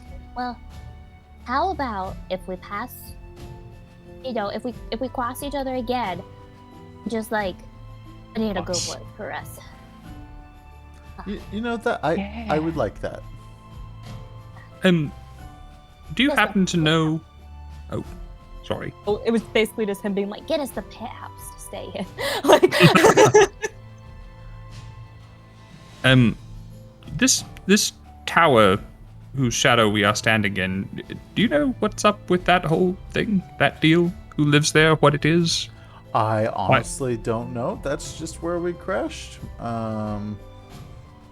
But I obviously didn't have time to explore it. You saw me. I was stuck in a cage, and I'm not from here, so... Yeah. Right. Makes sense. I mean, you know some things. I just didn't know if that was one of the things. I mean... That's fine. That's fair. Maybe knock on the door. That's what we do in the Sealy Court. Yeah. It's very Yes. polite to knock. Yes, I usually knock. But yes, it's just... now that I'm thinking about it, I had a very early morning, and I haven't slept in quite a while.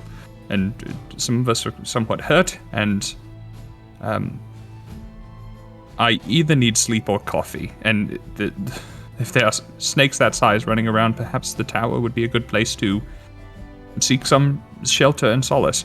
And I just wanted your information, and you have given what you were able to provide, and we can handle it from here. Thank you so much for what you have done, and may you have a much safer journey on your return. Yeah. He bows to you and kind of curls his mustache, and he then flies off to the sunset for real. Yay! Okay. We're in Now- Feywild, guys! Woohoo! Made it. It only took a little bit, but I think that's a pretty good place to end it. Yeah. and we can continue to explore the lands of Hither next Wednesday. Hey, thank you to everyone who stuck around. We're ending the stream with more viewers than we began it with, which I'm very excited by. We made some new friends. If anyone is still here from Sophie's raid, thank you so much for coming in. Sorry I'm messing up my hair. It just makes me feel comfortable at the end of the day. Speaking of Sophie, we're going to have the first of many Dice Goblin streams this Friday, if you didn't hear the announcement at the beginning of the stream. Sophie is going to take charge of the channel herself, and she's going to be in cosplay as a new original character, and she is going to do giveaways and talk about our products and things that we frankly haven't talked much about on this channel before, and this will be her first time being on the channel. So I hope anyone that is still here makes her feel very welcome. That dude Daniel is in the chat. Have just messaged you on Discord. Thank you for your very prompt reply. Hadn't seen you in the chat yet. I was looking for you. Thank you for being here. Excuse me. Right. So Friday at 7 Central, the same time the stream started tonight. Please go over and show Sophie a good time and make her feel very welcome on this channel. That I'm sure she'll announce other things at that time. That's really the next thing that you need to know from us. She said somebody from her chat was in Atlanta. I don't know if that person is in this chat now. If you are the person from Atlanta or in the Atlanta area, please come see me. I will be in Atlanta this weekend with two of my best friends working the Misty Mountain gaming booth at Fandemic. They have a crazy guest lineup. We will be there. We will be drinking afterwards. What more do you need to know to come and hang out with us? We're nerds. We talk. We hang. And Princely Green, very active in the chat on your very first visit to us. Thank you so much for joining the family here. Always great to have an active adventurer in the party. I hope you make yourself real at home and make lots of new friends. And, you know, you're one of ours now. Welcome to the adventure party. Whoop. That's all I had. That's all you have? That's all I have. Well, that's as good enough for me as it is for you. So, Yeah. Don't forget to follow everybody on their socials. yeah. Oh, yes. And we have our little fan art thing going. If you use the tag, I think I said Misty Mountain Art last week, but somebody else used Misty Mountain Gaming. That also works. Misty Mountain Art actually would probably be easier. Yeah. Sure. So- Make a new hashtag. And if you want to follow all of us, the @s are under everybody's name. Just pull the VOD up, do it now. Whatever you need to do, that's where to find us. The girls, that's their Instagram handles. And that's Rob's everything, and that's my everything. That's So my everything Twitter, except Facebook, whatever you Instagram. use. Everything except Instagram.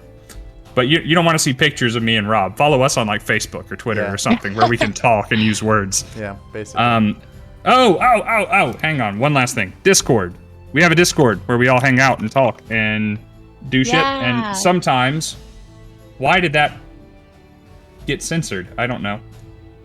Oh, I see it just I fine. see it, yeah. Okay. Why does it think I'm 12? That's a Rob thing. If you want to join the Discord, it's growing all the time. We occasionally have audience participation streams, like we play Jackbox and do other stuff, and we look for people to play with us from that Discord. So if you would rather this not be a spectator sport or a spectator channel and you want to get more involved, starts by joining the Discord. And we also just like talk about TTRPG and show our dice and stuff too. It's really fun. Come join us. It was Yeah. a good time. Yeah. But in the meantime, guys, thank you for tuning in. We really appreciate the love and support that you give us, and we'll hope to see you next Wednesday at 7 when we continue this journey. Have a great Yes. night, and we will see you all later. Bye. Hither! Bye. Bye. Bye. You're so tired. Okay.